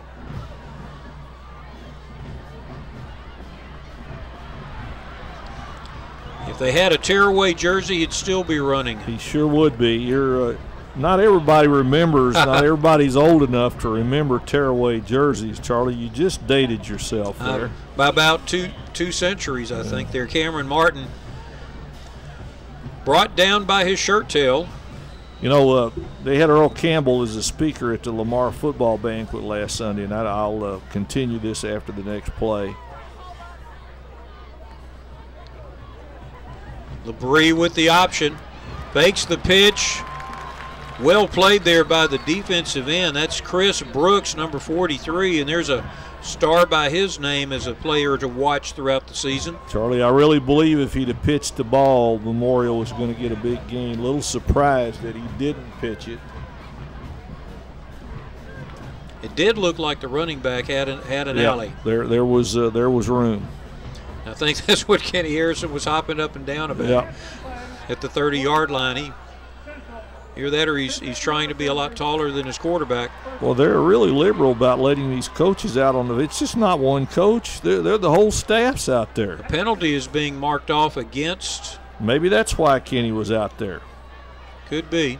Anyway, back to that Earl Campbell story. He spoke at Lamar's banquet, Lamar's kickoff banquet last Sunday, and they showed a video, some of the highlights of his career. And, you know, when he started as a rookie, they wore tearaway jerseys, and they kept ripping his jersey off, and he kept getting big yardage. He was the guy that caused tearaway jerseys to be outlawed in the NFL. No, really, that's a true story. Hand off to Martin, trying to follow the left tackle. It was a 1st and goal play from just inside the 10. We did not catch what the penalty was for, but it was marked off against the Jaguars. So on a 1st down play, Martin gains just a foot or so. It's going to be 2nd down. LeBrie pushes his wide out to the left a little bit further.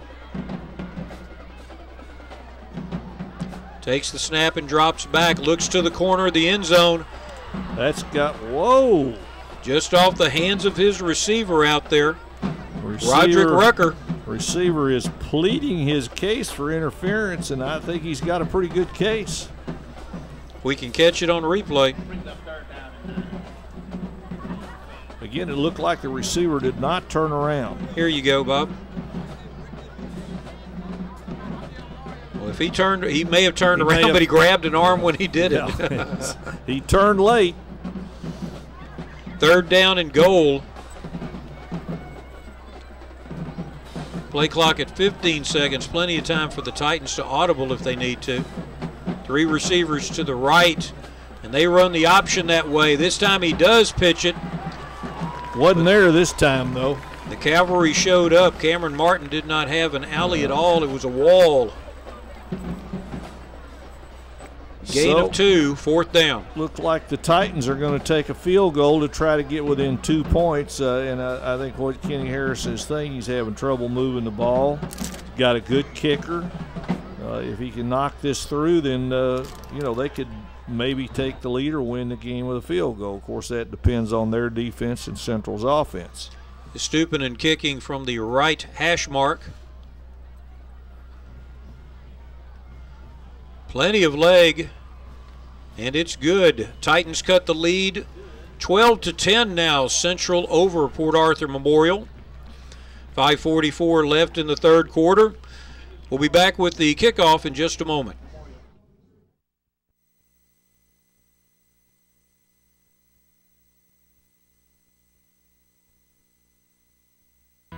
At the Medical Center of Southeast Texas, our commitment to providing high-quality medical care includes offering the most modern technology available, a state-of-the-art emergency room, a dedicated heart center, surgical suites with the latest in digital technology, a 64-slice CT scanner, the first hospital with such a unit in Southeast Texas, and an obstetrics unit with neonatal intensive care for high-risk babies.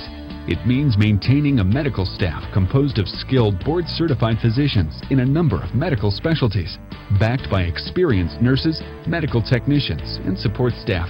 Together, we strive to make your experience as pleasant, convenient, and comfortable as possible, with all private rooms, thoughtfully appointed birthing suites, and innovations in the ER to minimize your wait time. Voted Best Hospital for 2012 by the Port Arthur News Readers, and 5-star rated by Health Grades in key procedures.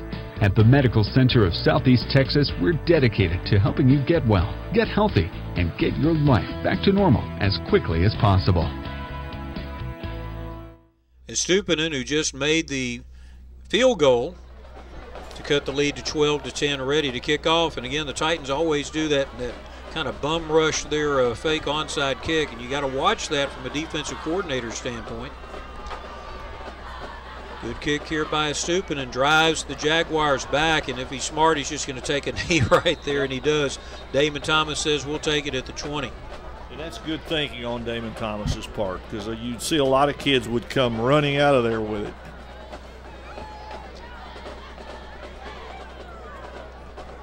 The Port Arthur News Friday Night Experience has been around for 19 years now. We want to thank our sponsors.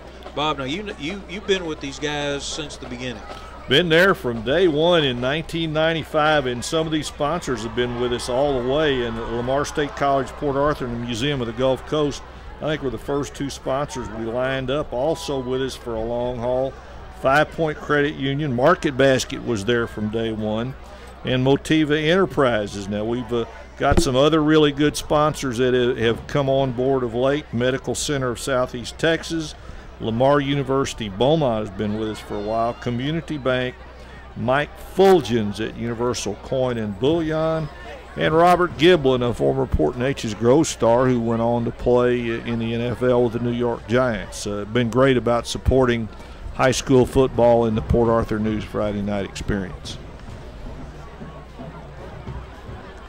Ball's at the 30-yard line. That's where the Jags will put it into play.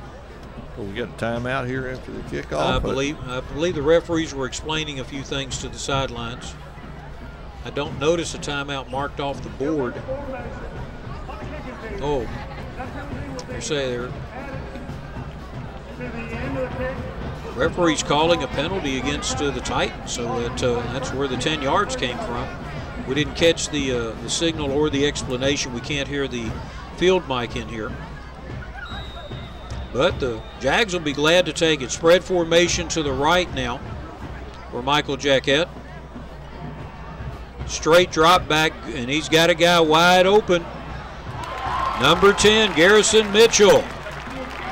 Brings the ball in at the 35-yard line of the Titans, and I tell you what, those of y'all in 4A ball, you better take number 10 here and just put him on your highlight reel now. He is getting open against a good secondary.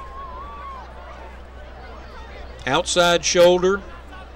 Good coverage there. I tell you, that's what I was going to say, Charlie. That's a pretty good throw right there. The defensive back was in reasonably good position.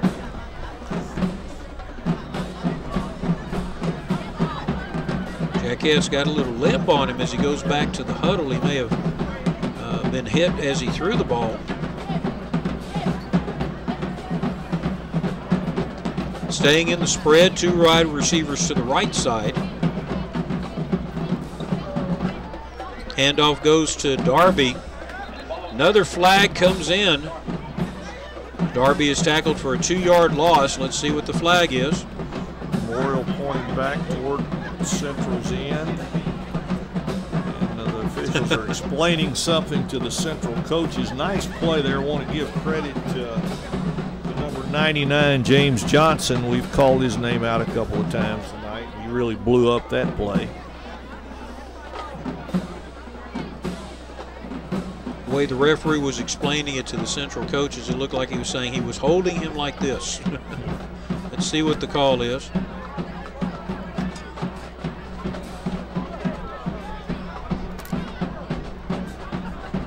"10 yards are being marked off. I still haven't seen a signal yet." Holding is the call. And it didn't seem to help much. If you're going to hold, you expect positive yardage, don't you? Yes, the purpose is to get that guy on down the field. So the Jaguars back up. It's 1st down and 20. I'm watching Garrison Mitchell, number 10. He's going out to the left-hand side as the middle receiver of 3. Another flag. Direct snap went to Dewey Whaley. Illegal procedure being called now against the Jags. The Jags are marching in the wrong direction here after the big play to Mitchell. They're going to find themselves facing 1st and 25.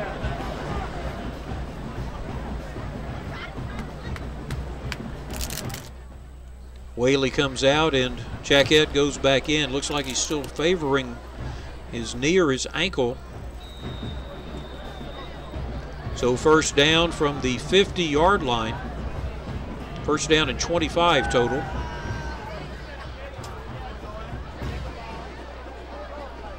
Jackett, straight drop back. Man open. Oh, just over the hands of Carnell Seals, the junior wide receiver. That one's got 6 written all over it. It looked like Jackett was trying to place it over, you know, where the safety didn't even have a chance at it, but he ended up overthrowing Seals. I think he just showed it he's got a pretty strong arm.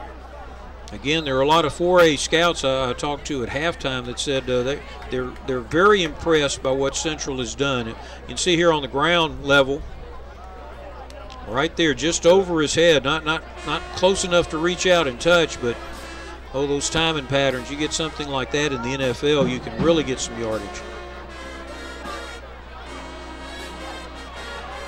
Jackett looks deep. No way to get away, though. Loss of about a yard. Jackett spun into the ground at the 49-yard line. Mel Broderick Matthews coming up to make the play. So Central looking at 3rd and really what is going to be 3rd and 26 now.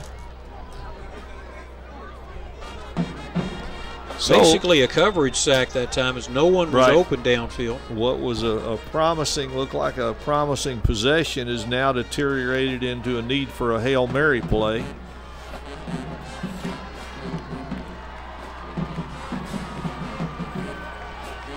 It's always fun watching the defensive coaches signal in from the sideline and then yelling encouragement. High snap, and they give the sprint draw to Damon Thomas. Number 6 ends up getting about 13 yards out of the play, but it's going to be 4th down and 12 to go. The Jags send out their punt team. Probably a good call. You don't put your quarterback in a position of trying to make something happen, force something that's not there. You get half of it. You get down to 4th and 12 and a chance to punt the ball inside the 10-yard line. Senior Ian Bramble again set to do the punt honors. A little bit of a high snap. He handles it. Kick's going to hit about the 5, make it the 7. And the Jags did an excellent coverage. They sent down Cayman Darby to go stand on the end line and turn around to make sure it didn't bounce in. So they've got the Titans pinned to the 3-yard line with 3:40 left in the 3rd quarter. That's just like you draw it up and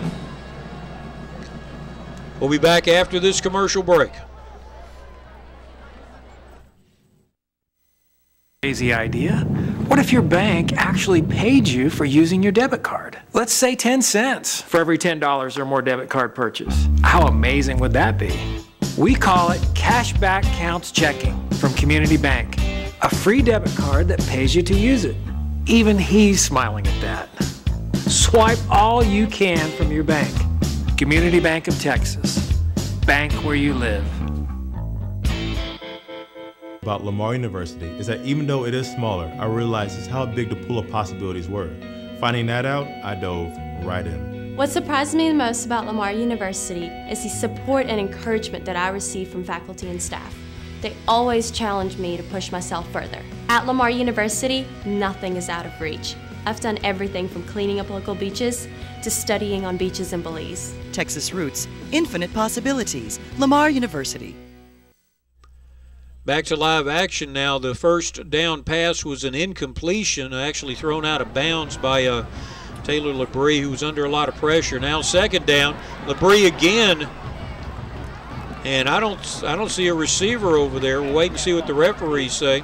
Yeah, I think he threw it at the feet of the well, it's an offensive lineman. I think that's a 7-1 over there. I think that was an ineligible receiver. Looked like they were trying to set up a screen out of the end zone. I think Central's really gotten some pressure on them both of these plays. So Memorial now looking at 3rd and 10 in a situation where they're really going to give the ball up in good field position if they don't make a play. Play clock's down to 13 seconds as the play comes in from the sideline from Kenny Harrison. Corey Dauphine in the backfield with Taylor Labrie. Labrie again. Here's the fly pattern. That is caught. Intercepted. Oh, I think he was down. I think he was down. There's a ball's on the ground again, so let's see what we've got here. We've got a reception and 2 fumbles, so let's see what ends up. I think you might have and we get the benefit of replay. Can we see the replay?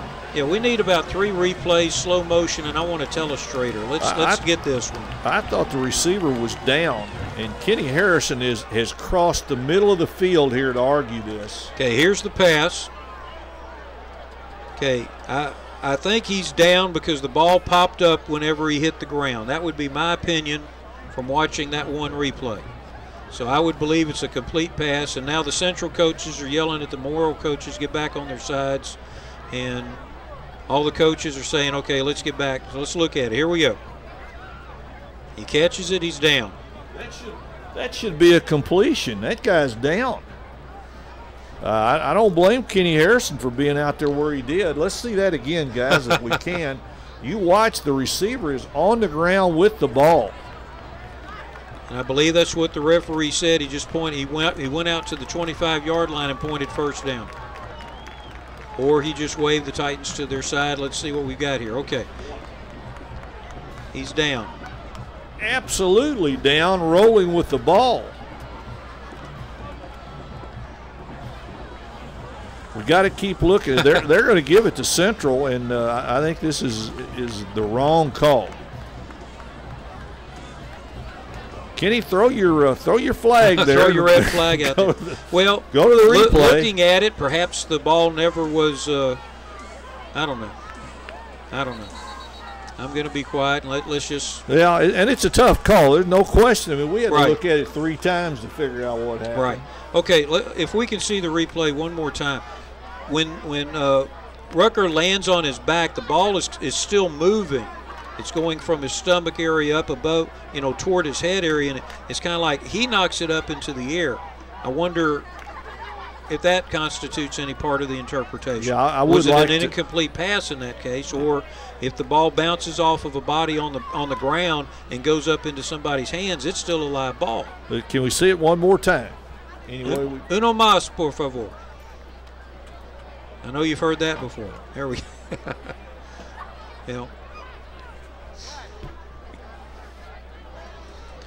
Referees are here it is. Here we go. Okay, watch the ball move. No, I think you're right. I think he was down with the ball at his stomach, and then when he hit, it moved. Okay, so I bow to the emeritus. Well, they hadn't checked with us yet, Charlie, so I think they're going to go ahead and give it to Central. Okay. Tough call. It's hard to fault the officials on one. That's a bang play. Yes. And it did happen in front of the Central bench. And I can assure you, having been a referee in different sports, including girls volleyball, it is a lot tougher than it looks. No question. It is a lot tougher than it looks. You talk about split-second decisions. Yep. And that's without a Nolan Ryan fastball coming towards you. First down and 10 for the Jags as they take the turnover. Handoff goes to Damon Thomas, and number 6 gets out to the 21-yard line. Gain of 4 as the Titan defense tries to hold on again after a turnover. Yeah, Central in a position now to make this a 2-score lead with the time running out in the third quarter, inside 3 minutes. Yeah, we thought this could be actually an offensive shootout, you know, with the speed that each side has. And here we've got a defensive battle really grinding it out with the turnovers and good hitting on the defensive standpoint from both sides. You can see the Jags have got a little hip in their step right now. They're real happy with what's going on. There's the pass to Mitchell in the backfield, and there's a flag right there as Mitchell was just knocked down to the ground as the ball was coming toward him. Yep, and I believe that is the correct call. Pass interference Memorial. The defensive man never got turned around, ran into Mitchell. They worked up the formation in the play there, so it was an isolation route. Mitchell one-on-one. The defender was inside of him, and the ball actually hit the defender, but Mitchell never was given the opportunity to adjust to the ball as the defender never turned around.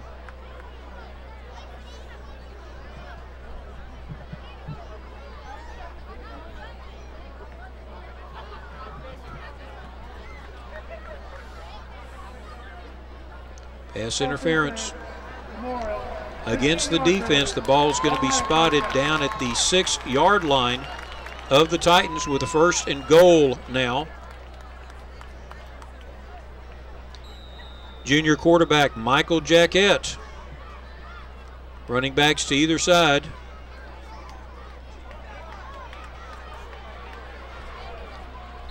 Flag on the play as Whaley is not able to get any yardage forward. That's going to be a hold, going to set Central back. So Central is running into penalty problems in this half. Whaley lost a yard on the play trying to get around the right end. The hold did not help at all. Holding on the offense, number 70. Both sides starting to accumulate that penalty yardage. And Bob, I know you've seen games where penalty yardage exceeded the offensive output of teams. That's not a good statement for an offense, and there just hasn't been a lot of offense tonight. Play here, play there, nothing. Neither team has really been able to sustain anything.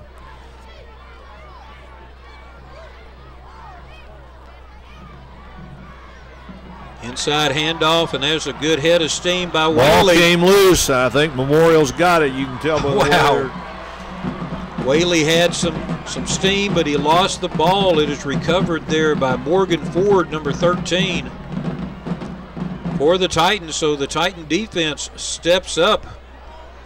Cody Hogg's 3-4 defense that he instituted this season coming in. You can see it pop right there as he was being tackled.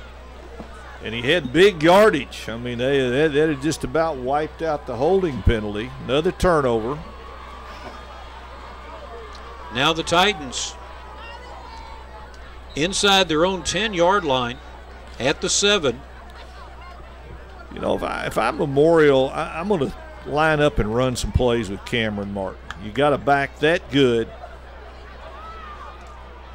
LeBrie holds on to it. He really, the Jags really strung it out, but you notice Martin was by himself over there.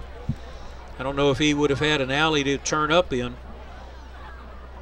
Looked like the linebackers of the Jags were able to get over there in good time. Well, he only had 4 carries for 19 yards in the first half, and I think if you got a horse like that, and maybe they just aren't geared to run blocking out of this spread offense, but boy, you got a guy like that, he's got to get in his hands. 1-yard gain. Rucker in motion, goes over to the trips. That's where LeBrie's looking. They run the little hitch screen to Albert Jacobs, number 1. Fumble. Ball pops loose again. Looks like the Titans recovered it. Ooh, this we need to put Velcro on that pigskin. Film study's not going to be much fun this week. Referees are saying he was down, though. They move it out to the 14-yard line. Let's watch the replay here. And okay, his knees were on the ground. And even if they weren't, Trevon McClain got it back for Memorial. Here's the field view. If you were playing cornerback, this is what you'd see. And there's a football. Third down, screen pass, and it is a well set up screen. Roderick Rucker going to the house. Rucker on a 90, make it an 86-yard play, an 86-yard screen pass, middle screen. Well executed, well set up. Well, he did a good job. It looked like he was in the pack of players, and he just exploded out there. Rucker, who's one of their top players, one of their top athletes. That's almost as much yardage as Memorial had in the first half. Now, what are they conferring about here? I don't see any flags. I don't see any flags on the field either. But a great run there by Rucker. See one more look at that, guys, if we can. Charlie and I were looking for flags. Okay, well, maybe we can get it after the extra point. Big play of the game right there. 16-12, the Titans take the lead. Now the point after attempt from Ricardo Estupinen.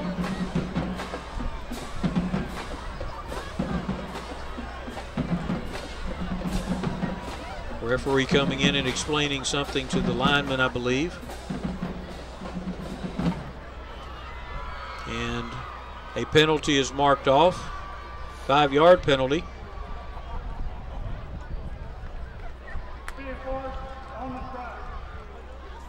Never saw a signal. I guess he verbally explained it.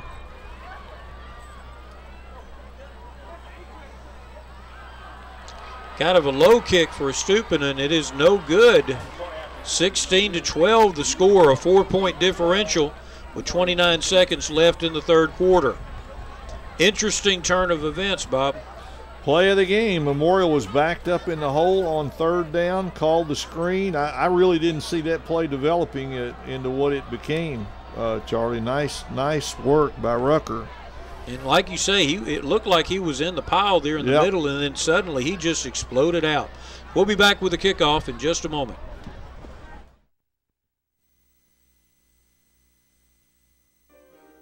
My fortune? I earned it the old-fashioned way, with long hours and hard work. And now, I'm debt-free. You're debt-free because 5 Point paid off our loan. Precisely, my dear. Go mow the yard. 5 Point is paying off 3 loans, plus you can get up to a 2% rate discount. 5 Point Credit Union. Money for loans right here at home. Your chariot awaits. Thank you. Theater arts, business, teaching, criminal justice, or any other of the many 4-year degrees in your college career? Begin at Lamar Port Arthur with a wide variety emphasis toward an Associate of Arts degree to choose from. Complete your core and transfer with confidence. The paralegal field is one of the fastest growing professions on the globe. Study paralegal at Lamar State College, Port Arthur. Paralegals assist lawyers in court cases by verifying facts of a case, preparing legal arguments and motions, and organizing trial documents. Register now, Lamar State College, Port Arthur.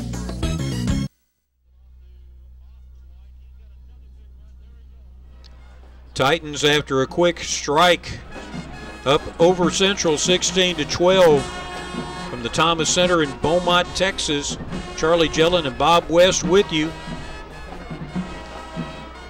Kickoff from Ricardo Estupinen puts a lot of leg into it. It's going to hit the end zone on the fly. Time Warner Cable Sports Channel is bringing you the Port Arthur News Friday night experience of this season. We have a full 11-game schedule. And we might say next week, Charlie, we'll be on the reservation in Port Neches for Port Neches Groves and West Orange Stark. Wow. Now, with the West Orange Stark Mustangs are perennial, the 3A team to beat in Southeast Texas, and the Port Neches Groves Indians, they're coming up from last year's kind of disappointing season, but they definitely had a good group of juniors and sophomores that they were cultivating last year. Yeah, they're expecting much better things at PNG last year. And like you say, West Orange is always going to be good. It's usually just a matter of how good. First down and 10 for the Jags from the 25-yard line. Michael Jaquette, empty backfield. 4 receivers now to the right. And there's the pass over, and he has got a wide open field. Cut back, Garrison Mitchell, number 10, brought down at the 21-yard line. A fantastic cutback, got him an extra 30 yards. You find the playmaker and you get the ball to him. Well done, Jags. Well, yeah, it's a pretty good answer to an 86-yard touchdown. You come back and make a 59-yard play. You can see Mitchell there timing the cutback perfectly. Staying with him the whole way, though. Brandon Lumpkin finally tackled him at the 21-yard line. So after a first half of virtually no offense, we've had back-to-back big plays. Central knocking on the door now, trying to regain a lead as time is about to run out in the third quarter. They get the play off, though. Pitch goes over to Martin. I tell you what, he barely got that ball without losing either the ball or his helmet. Right. He was set up, and Memorial defender just didn't make the play. Damon Thomas picks up 2 yards on the last play of the third quarter. It is rolling here at the Thomas Center. 3 quarters in the books. Titans 16, the Jags 12.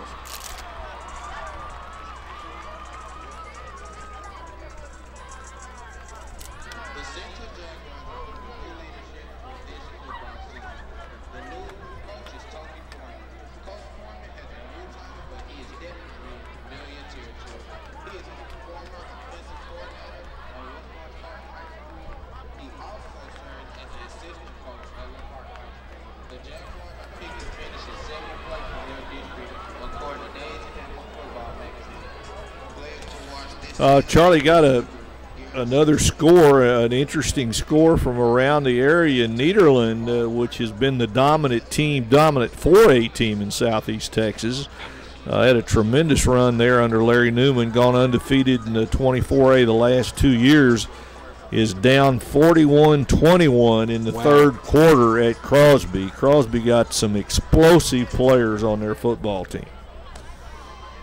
Got a brother duo headed to Rice, a quarterback and either a running back or receiver, and they're making big plays all over the place tonight, it sounds like, in Crosby. That may very well be a wake-up call for the Bulldogs. You know, again, they've had a lot of success in the last few years, and they'll be on 5 of the games that we'll be doing here at the Port Arthur News Friday Night Experience this season. Yeah, we got them against Angleton in week 3 in what should really be a good one. Reverse. Michael Jackett, there's the reverse. Cayman Darby, number 25, gets down to the 16-yard line. It'll be third down, and looks like about 5 yards to go for the Jags. And that's 2 or 3 times Central's tried that tonight without a whole lot of success. Meldrick Matthews there to shut it down. So big third down play coming for Central. Got to figure that this is 4-down territory for them. They shoot a field goal from in closer than this in the first half. So you got to think they're thinking in terms of 2 downs to make a first down.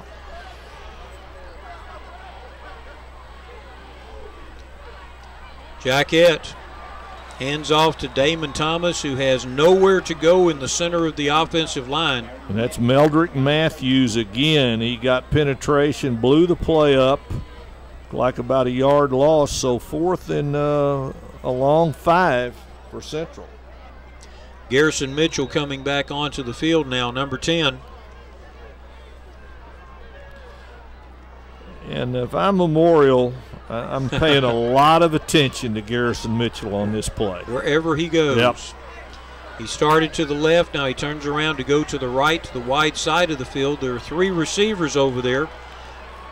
And there were only 2 backs, and now there are 3. Nowhere to go. Throws into the end zone. Touchdown.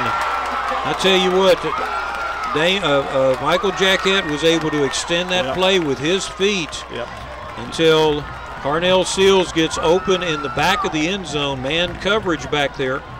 Yep, Jackett made the play by buying time, scrambling away from pressure. Really, Memorial in great position to get him there. He gets away right there And that is tough coverage for a defensive back when a quarterback starts scrambling toward where you are, and you got to make a decision on whether to come up or not. Jags retake the lead 18-16 here to start the fourth quarter. It's starting to heat up on this summer night. Yes, it is. Lots of action here. Point after attempt. High snap. They're going to go ahead and fire for two. And I tell you what, Mitchell was wide open.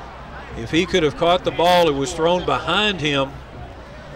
Good play there by the Jags. Took the Titans by surprise as Mitchell lined up at the wing back, flared out, and was wide open. 18-16 your score with 10:21 left in the game. You know what I was, well, let's see. Yeah, oh, he was there. He was there. You know what I was thinking when they lined up, looked like they were going to kick a point, Charlie? If he makes that, it's 19-16. Memorial's got a pretty good field goal kicker. And we had talked at the half about the numbers being out of balance for maybe overtime tonight. Boy, right. Kenny Harrison's upset about, is that Kenny or is that? No, it's not Kenny.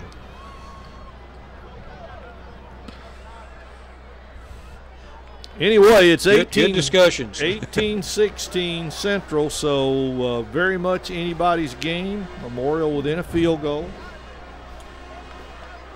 And that could be all it takes with the foot that Ricardo Estupinen has. Both sides' coaches have been very, shall we say, involved with the referees as far as discussing different items of the game. That's a good way to put it. Well, you know, it's first game of the year. You've got all this energy built up. You know, Toby Foreman, his first game, and we had talked earlier how at Port Arthur Memorial, basically they won the Beaumont Bowl the last couple of years by beating all three of the Beaumont schools. And so Kenny Harrison's just trying to maintain that little run right there. Wants to know where the trophy was from last year. Yeah, I think they gave it to somebody in Beaumont. So, but this has been a good one. Wasn't a lot of offense until the last few minutes, but a very competitive football game. We always like to get those as opposed to the blowouts. And of course, the way we've got our Port Arthur News Friday Night Experience schedule lined up this year, don't think there's going to be many blowouts. The best football game each week for 11 weeks. Ian Bramble puts it on the ground this time. Taken inside the 10-yard line, and there is a gap. One man to beat. Great play there by number 21, Corey Dauphine. He picked it up, and he had a gap up the middle. Wow. And a touchdown-saving tackle by Kendrick Haverly for Central, but Memorial now in great field position. I mean, this is a safe kick. I mean, he's having to pick it up back there. You would think, several guys aren't even blocking, and there's an opening in the coverage there. I guess they got out of their lanes, and he saw that gap and hit it at full speed. Boy, Haverly really making a good open field tackle there, probably to save a touchdown. Saw one of the players there being treated for cramps on the sideline. Very common in the early games. Kind of warm, kind of humid. They try their own reverse, and it's a pass, and he's wide open. Caught there by Travis Swinton. Swinton into the end zone. Is this game changed its personality or what? Trick plays all over the place. We're going to try a reverse halfback pass. And I was afraid that Swinton was too wide open. Yeah, he was. Looked like the first guy out to practice. He had to wait for the ball to get to him, but a nifty move gets him into the end zone. Here's the pass. Great. Look at that sideline there. He must have just put his foot over it and never stepped out. Well watched by the referees, and the point after attempt by Estupinen is good. So in 21 seconds. Was that Roderick Rucker that threw the ball? I believe so. Roderick I believe Rucker, so. Yeah. There it is, and you can see the 12 clearly. Now watch his feet here. Hit right in the end zone, on the edge of the line there, and the referee called it in. So touchdown by the Titans, and they take the lead again, 23-18. The coaches are pulling out all stops. We'll be back after the kickoff in just a moment. What I love about Lamar University is that even though it is smaller, I realized just how big the pool of possibilities were. Finding that out, I dove right in. What surprised me the most about Lamar University is the support and encouragement that I receive from faculty and staff. They always challenge me to push myself further. At Lamar University, nothing is out of reach. I've done everything from cleaning up local beaches to studying on beaches in Belize. Texas roots, infinite possibilities. Lamar University. Yeah, that's what it was.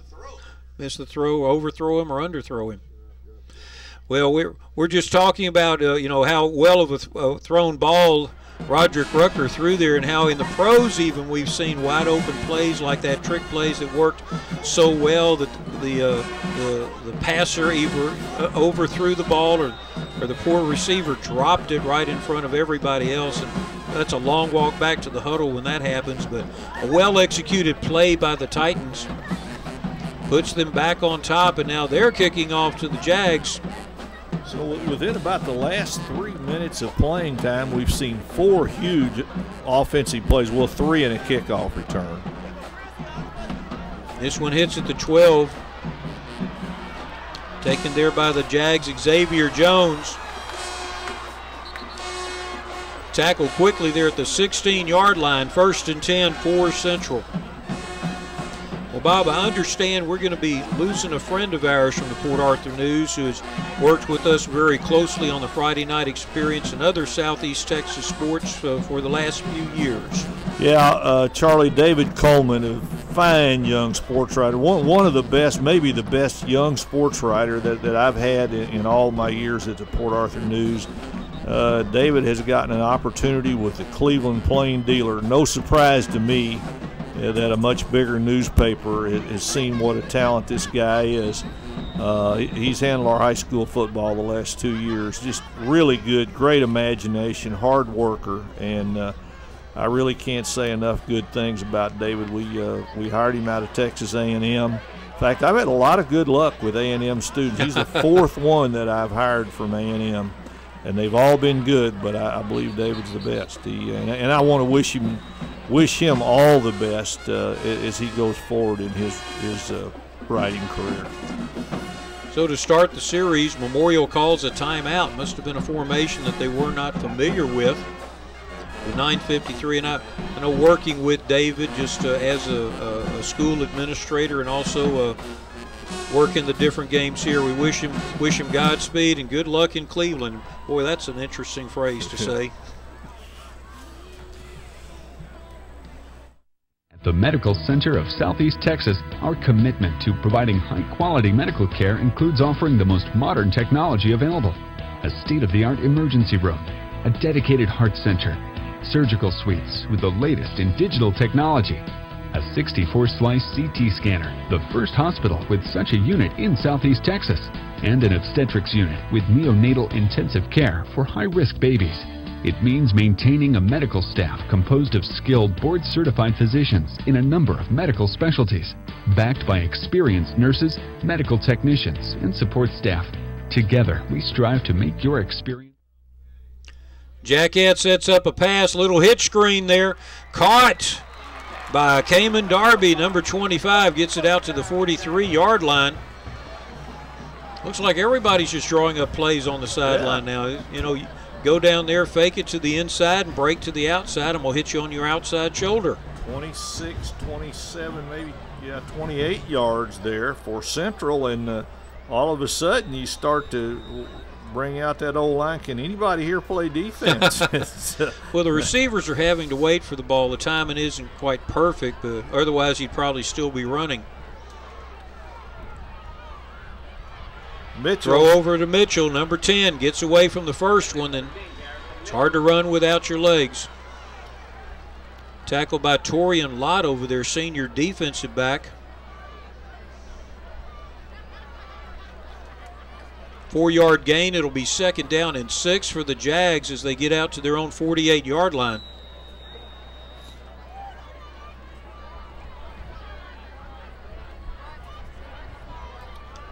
One thing I question, though, Michael Jackett, the quarterback for the Jags, has to come to the sideline for almost every play. That's a lot of wear and tear on a quarterback's legs, and I'm sure once they get the signals mastered, they'll be able to wig them in.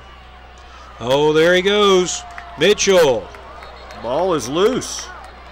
Referee saying he was down by contact, and Mitchell kind of got upended, landed on his head a little bit. We'll have to see the replay as far as that fumble goes.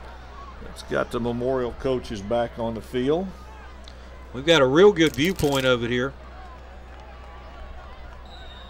Hard to tell.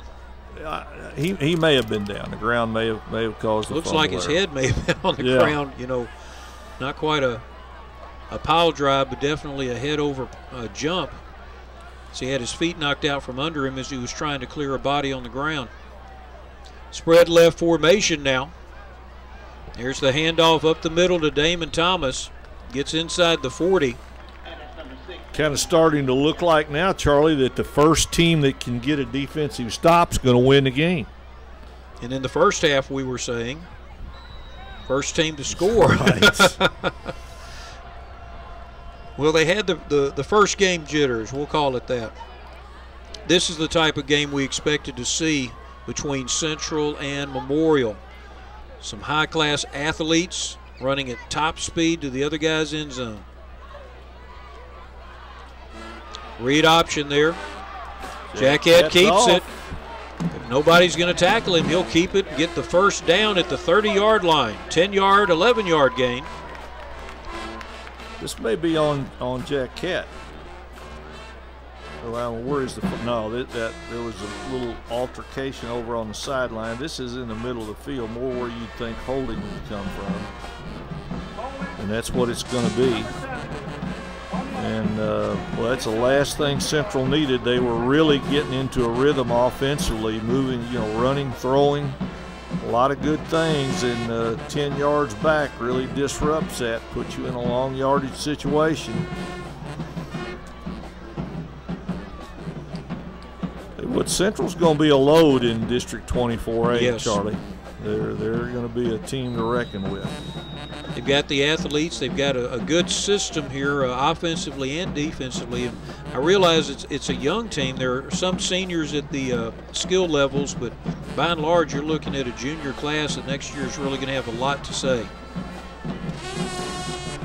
3 receivers to the left. Jackett at his own 49-yard line. He's trying to get away from big number 99, Dorian Lewis.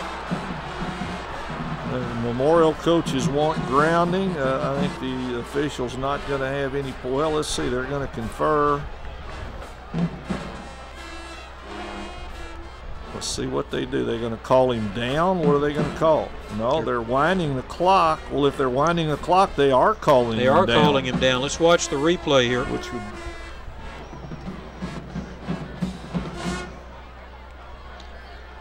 I'll tell you what, let's give him a sack. Jason Johnson runs the quarterback down. Now, I didn't see that coming. I sure thought Jackett was going to get away.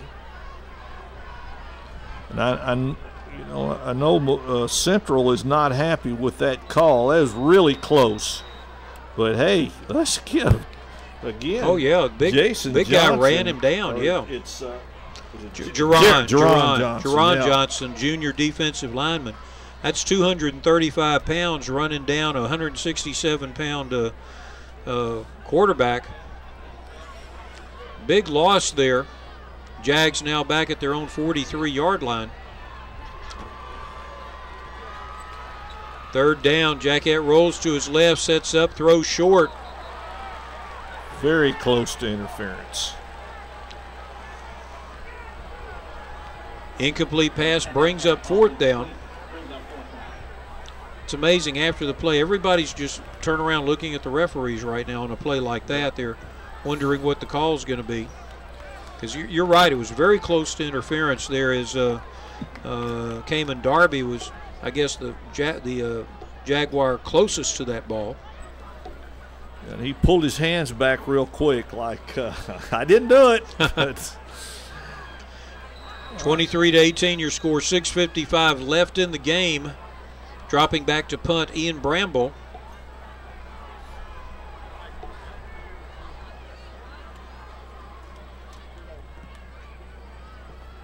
Good high kick this time. Taken there by Albert Jacobs, number 1. Bounced back toward him, Coach. He had to take it. He couldn't get out of the way. Couldn't get out of the way. He was going to touch me, so I grabbed it. Take it down at the 20-yard line. 1st and 10 for the Titans. They have a 5-point lead now. 6:47 to go, and this is the kind of point in the game where you'd like to be able to grind out some first downs. Just don't know whether the Titans are built that way. Of course, they'll take big plays if they can continue to get them.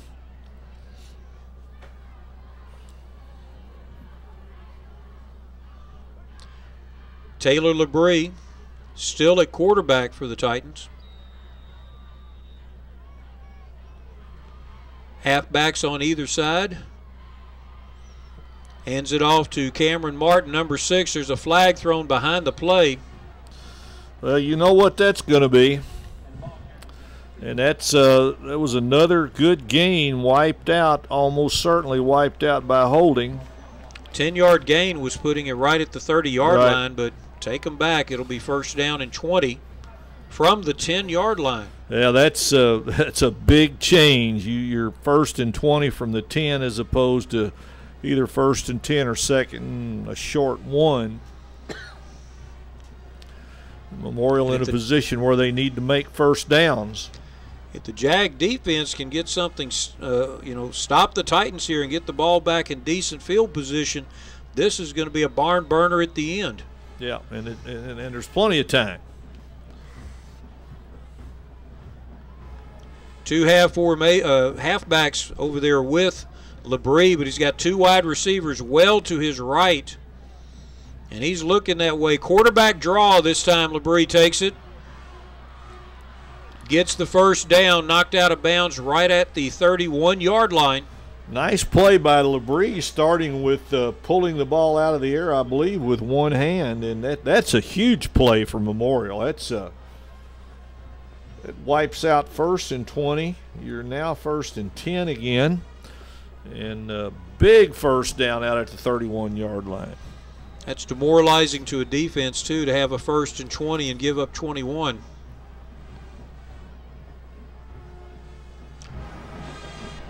Same formation for the Titans.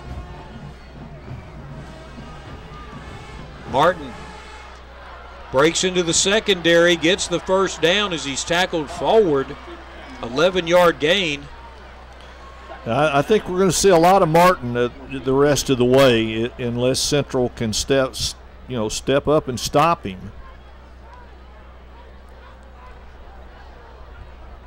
I think that's the offensive line coach that's so fired up on the sideline. I think it is. As the guys in the trenches on both sides have done good work. It's hard not to hold. I'll tell you, as an offensive line coach, it is hard not to hold. Referees are doing a good job of keeping the game honest.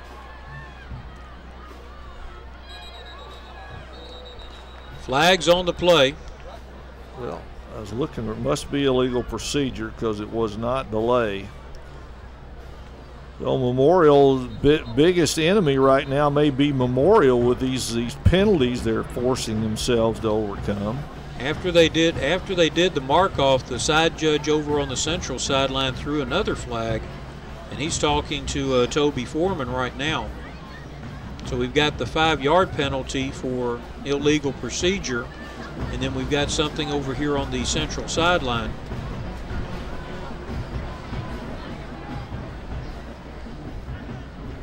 You can see the referees talking to each other. Is it a sideline warning? Could very well be.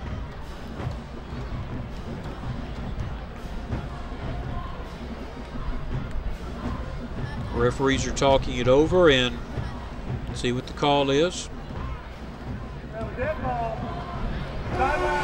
he's got his hands out. He's pushing forward. That's a sideline warning. No, this is they're walking. Oh, okay, they are. Yeah. So it's 5 yards back. So we're right back where we were. So apparently the warning had been given previously.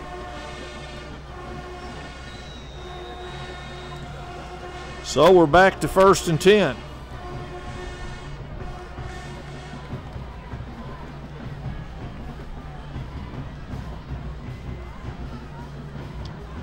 High snap. LeBree's able to hold on to it. He's kind of handing it, tried to hand it to Ranson Howard, number 7. Howard said, "I'll block for you. You just hold it." I don't think he saw the defender coming from the backside. See here on the replay, the snap is kind of hard to hold on to, and it seems like all of them have been high. LeBree ends up with the ball. Short gain on the play. It'll be functionally 2nd down and 10, but that clock is running, and that's what the Titans want to do.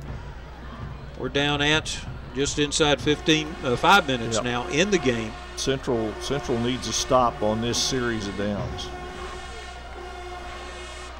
Another bad that one snap. got away. You knew it was going to happen. LeBree holds on to it. Flag on the play as LeBree is tackled back at the 27-yard line.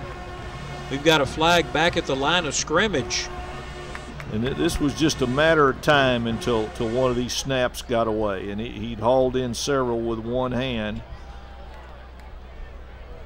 And so that's bad play for Memorial unless the penalty goes their way, because they lose a bunch of yards.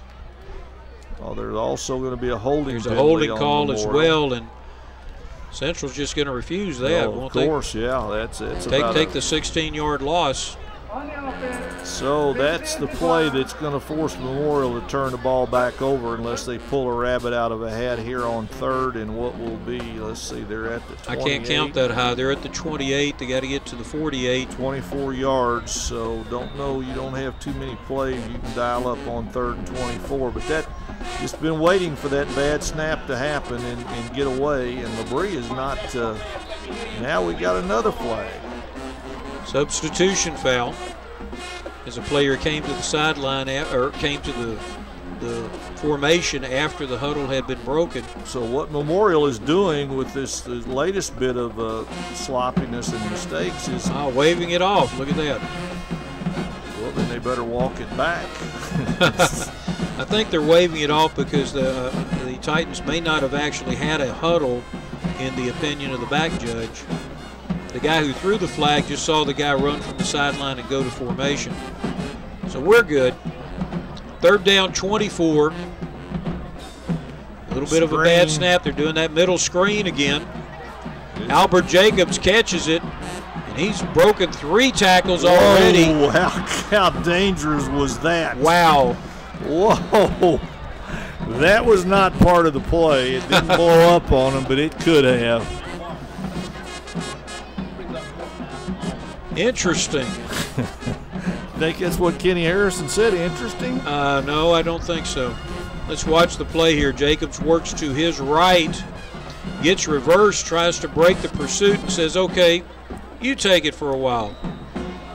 LeBree ends up getting tackled. Okay, this is an important punt here, and we've seen one Memorial punt shank for about 12 yards. This would not be the time to do that. Central's still going to get pretty decent field position no matter what kind of punt comes out of there.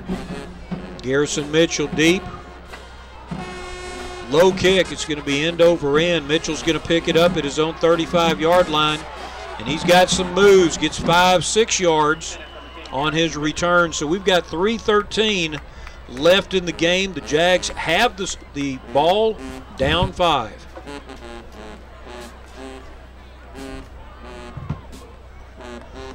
Toby Foreman gets his team over to the sideline, as does Kenny Harrison. This is a great finish to a great first game, Bob. I'm really impressed. The second half, of course, livened up a little bit as the two teams became familiar with the game again. A lot of pass and catch. In the first half, it was pass and drop. Yep. No, it's been a fun second half. Several highlight plays. It can very easily be put on somebody's college recruiting reel. Michael Jackett Whaley in motion, hands it to Whaley on the end around, and he's got some room.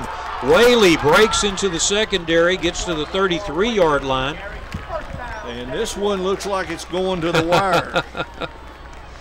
I tell you what, when he turned that corner, there was an avenue there that had no Titans in it at all. Watch the play here. Whaley's going to come in motion. Just a quick inside handoff. There you go. Whaley finally brought down by C.J. Levine at the 34-yard line of the Titans. Clock is running. The Jags have all 3 of their timeouts. 3 receivers to the left-hand side. Handoff to Damon Thomas. Tough yard up the middle.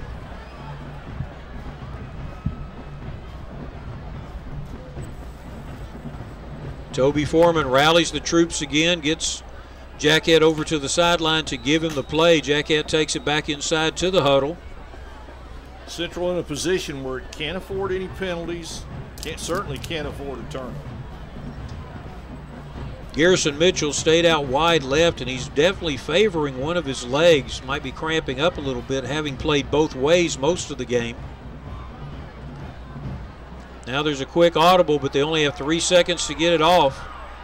And they go ahead and call a timeout there. Foreman was trying to audible in the play, but there was not enough time. And so the Jags take the timeout. That'll leave them with 2. At 2:03 left in the game, Jags have the ball. Stay with us. My fortune, I earned it the old-fashioned way, with long hours and hard work. And now, I'm debt-free. You're debt-free because 5 Point paid off our loan. Precisely, my dear. Go mow the yard. 5 Point is paying off 3 loans, plus you can get up to a 2% rate discount. 5 Point Credit Union. Money for loans right here at home. Your chariot awaits. Thank you. Well, at least Neyland made it a game. Okay.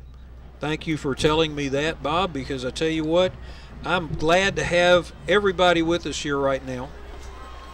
I mean, this is the way to end the very first game. 5-point differential, 2 minutes left, and the hometown team has got the ball. They're trying that little end around again. Diving. Ball pops loose. Referee is again saying, though, the runner was down as he dove inside the 25-yard line to the 24, but while they're scrambling, all the time is running off. They lost about 3 seconds there before the referee stopped it to check for the first down. It's right at the marker. Referee is saying we're going to take a timeout to measure. It's very close there. You can see the ball was the ball carrier was down before the ball popped out. Central got it anyway, so if there was any dispute, they covered it up. It was second down, so if it's short of the first down, Central will possibly take a shot into the end zone or something like that. There are all sorts of different options. They stretch the chain. It is very close. Referee says about an inch or so. Good sideline shot there, I tell you what. I like that where you can get right there and look straight down the line of scrimmage. Well, our camera guys have done a great job for a first game tonight, Charlie. It's just been a good for a first game. Yes, a lot of. If this is the season, book me. I'm in. I guarantee you, good stuff. So we've got a third down in less than a yard. Central Jaguars trying to give their new head coach Toby Foreman his first victory.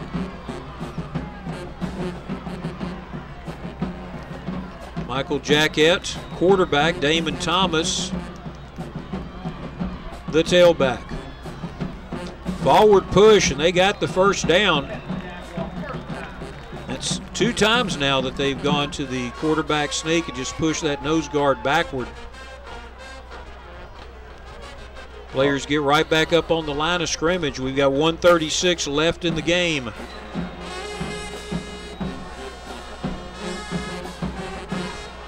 Now Thomas goes to left halfback. Jackett looks deep. He's throwing up for And there's the flag on the play again as Garrison Mitchell is just knocked down as the ball is coming in his direction. Referee marks it at the 2-yard line. I don't believe it's a spot foul, is it? No. In high school, it's just half the distance or 10 yards, whatever. So the ball's going to come out to about the 11. But they can't cover Mitchell. They keep trying to single cover him. That's what concerns me. You know, it's hard to do against this guy who's definitely got a star by his name for everything he's done in this game, offensively and defensively. Well, that's a big play for Central. That gives them 1st and goal on the 6-yard line. Remember, they scored right at the end of the first half. Right. And now they've got a chance to score right here at the end of the game and get a win. Would be a memorable win for Toby Foreman, his first game as head coach. Memorial defense got to step up. Jackett making sure the wide receiver had stopped before he snapped. Hand off to Thomas. Nothing in the middle.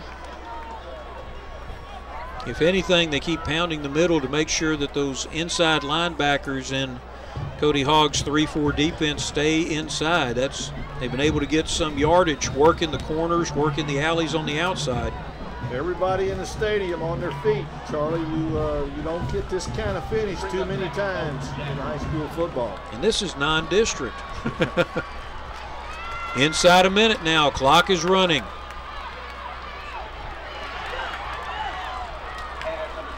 Quarterback Jackett dives toward the end zone, held at the 2-yard line.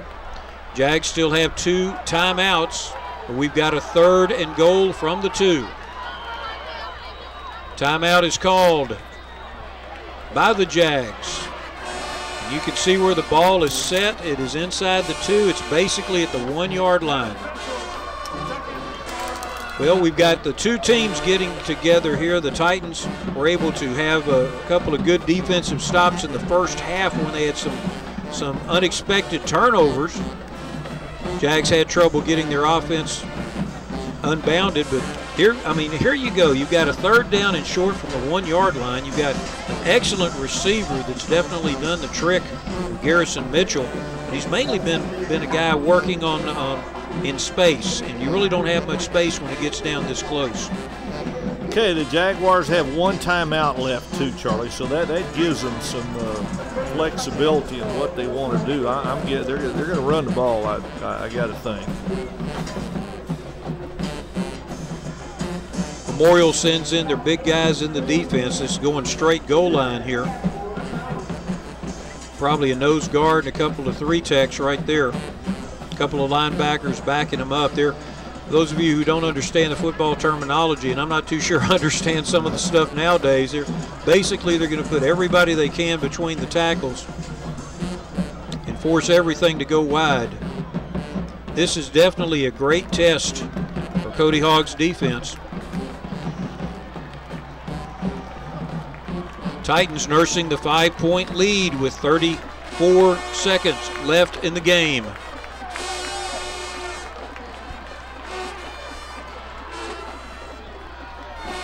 Jackett pushing forward as the quarterback sneak, and it is short of the goal line. They're going to have to use their other timeout here, I think. Yeah, he didn't even get inside the 1. A little surprised on that call. So they're going to run it down, and it's going to all or nothing. They're going to run it down, take a timeout. Well, they took it with 12.6 seconds left, so even if they score, they're going to have to kick off. Yeah, I'm surprised. If you're going to do that, why not just run it down to 2 seconds? Yeah. Well, in the NFL, clock management has cost so many different head coaches games. Not going to throw out any names here, but we've seen it before, last season. And here in the high school level, but just think about what Central has done. Even if they do come up short here, a yard short, they came back and they made it a game against Memorial and showed the 4A district that they're going to be a power to be reckoned with. They are going to have to be reckoned with. I guarantee you that. Both of these teams are picked to get into the playoffs from their respective districts.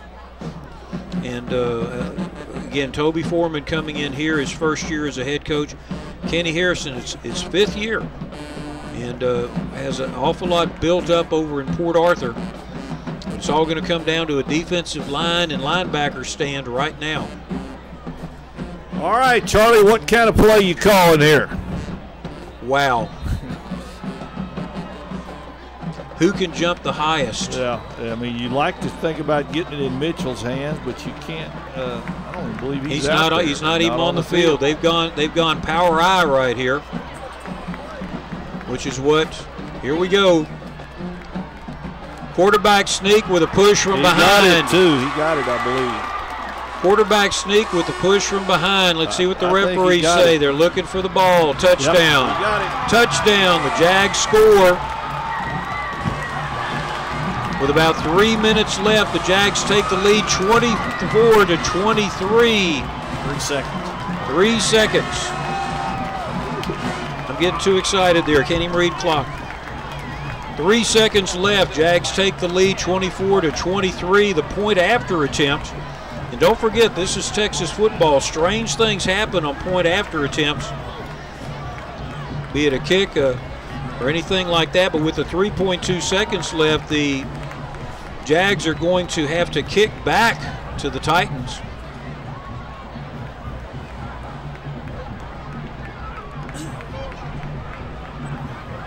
Jags getting up there. This time Garrison Mitchell is on the field. It looks like the Titans are calling a timeout. I saw Kenny Harrison on the field waving timeout. He may have just been waving something over at the referees, letting them know what he wanted to do after the play. Oh, they're putting time back up on the clock. There were just over 12 seconds on that previous play on the clock, and they ran it down 9 seconds. So what the referee is saying, as soon as he crossed the goal line, the play officially ended, and so they needed to add some time back onto the clock. 24-23 Central. A great comeback here. Memorial down by 1 point. It's not over yet, though. Referees end up putting 6 seconds back onto the clock. And we have seen how explosive the Titans can be. It all depends on the kickoff. I mean, even if the Jags pooch kick, you can always fair catch it, set up at least one play.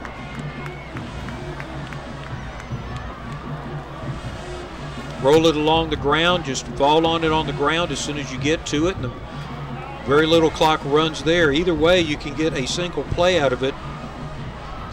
And with Taylor Labrie of the Titans and those senior wideouts that he has available for him, anything can happen. Oh, it's a great first game. So here's the point after attempt with a 1 point differential. Looks like the Jags are going to make a 2 point attempt. That way, in case the Titans are able to get a field goal or 3 points out of it, it will just tie it up. Central 24, Memorial 23. The game clock is being reset.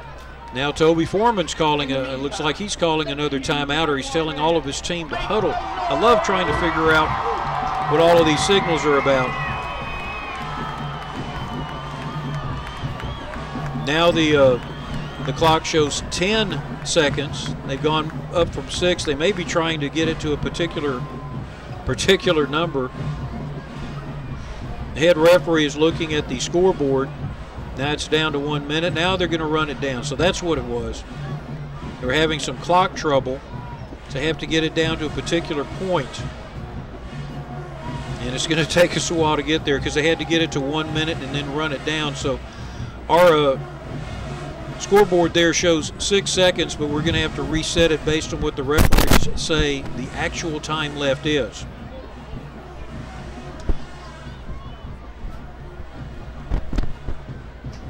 It's going to be a great season here on Time Warner Cable Sports Channel, a full 11 games, of which you have seen the first one of the Port Arthur News Friday Night Experience. Next week, West Orange Stark and Port Neches Groves. We're bringing you the best football game in Southeast Texas each week during the regular season. They're running it down to 6.6 seconds. 6.3. He's down to 6 now. 6 seconds. So, Truck, you had it right. I guess maybe the scoreboard had it at 6 minutes or something like that. And now the Titans call their timeout. 1 point differential is the Jags score on a 1-yard quarterback sneak out of a power I formation. Again, we'd like to thank our longtime sponsors of the Friday Night Experience, Lamar State College, Port Arthur, Museum of the Gulf Coast, 5 Point Credit Union, Market Basket, Motiva Enterprises, the Medical Center of Southeast Texas, Lamar University in Beaumont, Community Bank, DuPont Goodrich Federal Credit Union, Mike Fulgence of Universal Coin and Bullion, and Robert Giblin. We'd also like to thank the International Brotherhood of Electrical Workers, Local 479, for their continued support of Sheffield Productions and the Friday Night Experience over the years. And again, as I always like to say, without IBEW Local 479, nothing would be happening because we'd be in the dark. Those electricians keep things going. This is Labor Day weekend. We honor all of America's workers, IBEW, of course. 6 seconds left. The untimed point after attempt now. Michael Jackett, the quarterback. Left halfback is Damon Thomas. Jackett hands off to Thomas. He bounces out. Can he get to the corner? He does.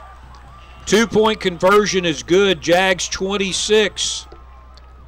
Titans 23. Fine move there by Damon Thomas as he bounced to the outside and outran the defender to the pylon. And there's a flag on the play.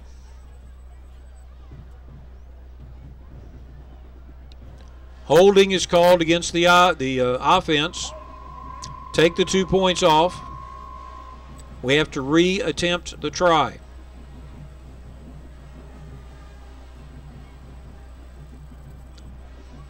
So bring the defense and the offense back out. 10 yards is marked off.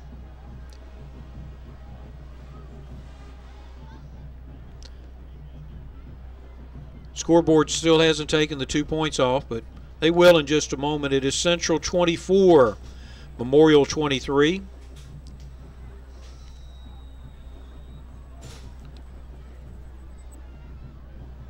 Thomas at right halfback this time. 3 receivers to the left-hand side, including Garrison Mitchell, who's the outside receiver. This time the inside handoff to Thomas, stuffed by the Titans after a 2-yard gain. He's tackled just inside the 10-yard line. So it is 24-23 is the actual differential. 1 point. Memorial has got a good field goal kicker, a senior, Ricardo Estupinan, 6 foot, 200 pounds. Special teams mean so much in the NFL, even more so here at the high school. The various kicking games, we've seen it have a tremendous consequence and effect here in local football. Short punts, long punt returns, squib kicks, angle kicks, pooch kicks, onside kicks. We've had games recently where 2 or 3 onside kicks succeeded in one game.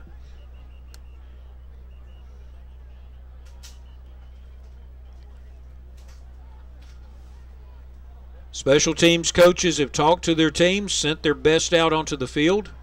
The last 6 seconds, Jags up by 1.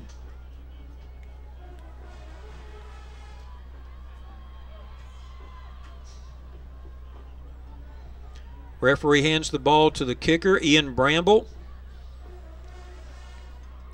senior. He's listed as a wide receiver defensive back. He's been taking care of the kickoff and punting duties for the Jags.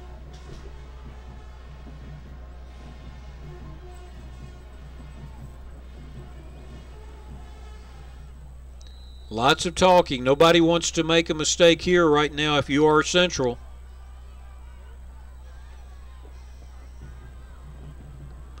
Bramble ready to kick off. Again, the clock will start when the ball is touched by the receiver. Bouncing kick's going to be picked up at the 22-yard line by Roderick Rucker. Number 12 is looking for a gap up the middle. He is tackled at the 34-yard line. The clock ran out, but the referees are pointing. Let's see if they say it's the game or if there's 2 seconds left. The back judge was watching the play very closely.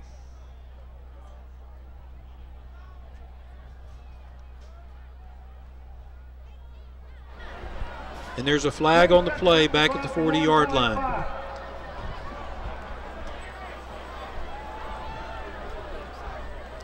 Someone must have been offside on the kickoff team. I think everybody in the stadium was looking over toward the left, and we didn't see the flag on the right. It's on the far side of the field from our camera position.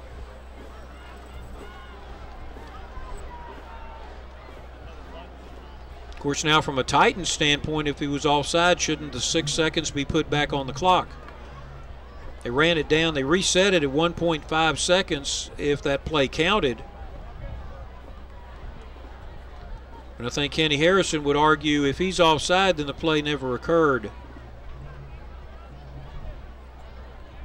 And they would have to put the 6 seconds back up. Referees have done an excellent job tonight of keeping things under control, making sure the teams played within the rules.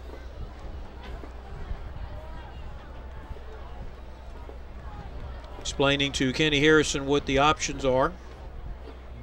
You can take it there with 1.5 seconds, or we can re-kick.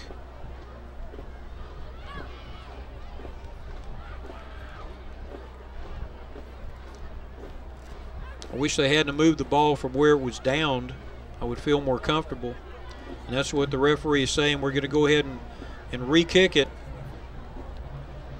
Now the referee comes over to explain to Toby Foreman what is going on. 5-yard penalty is marked off, so now the Jags will be kicking off from their own 35-yard line.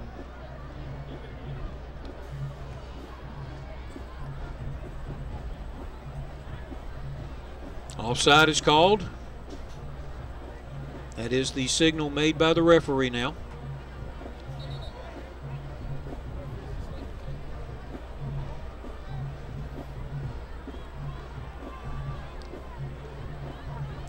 Both sides coaches firing up their teams. Coming out on the field to shout encouragement.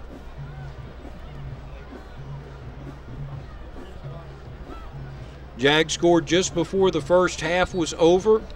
A pass to Garrison Mitchell in the back of the end zone that he tipped up in the air and then caught. And then they scored right at the end of the second half. Michael Jaquette, quarterback, on a 1-yard quarterback sneak. Assisted by the Power Eye backfield who came in to help block the Titans. Their middle defensive line pushed the pile forward over the goal line.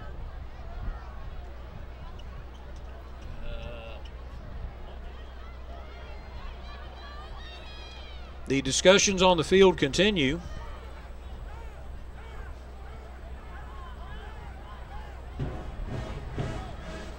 And there are additional substitutions as well.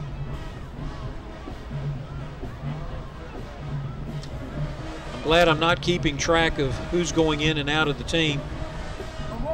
Now it looks like they're not going to re-kick, as the Titan offense is on the field. I see Taylor LeBrie over there.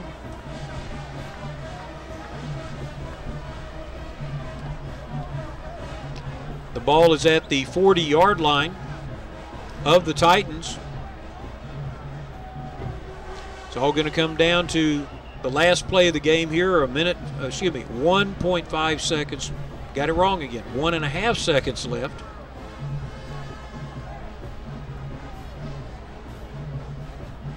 First game jitters here. My apologies.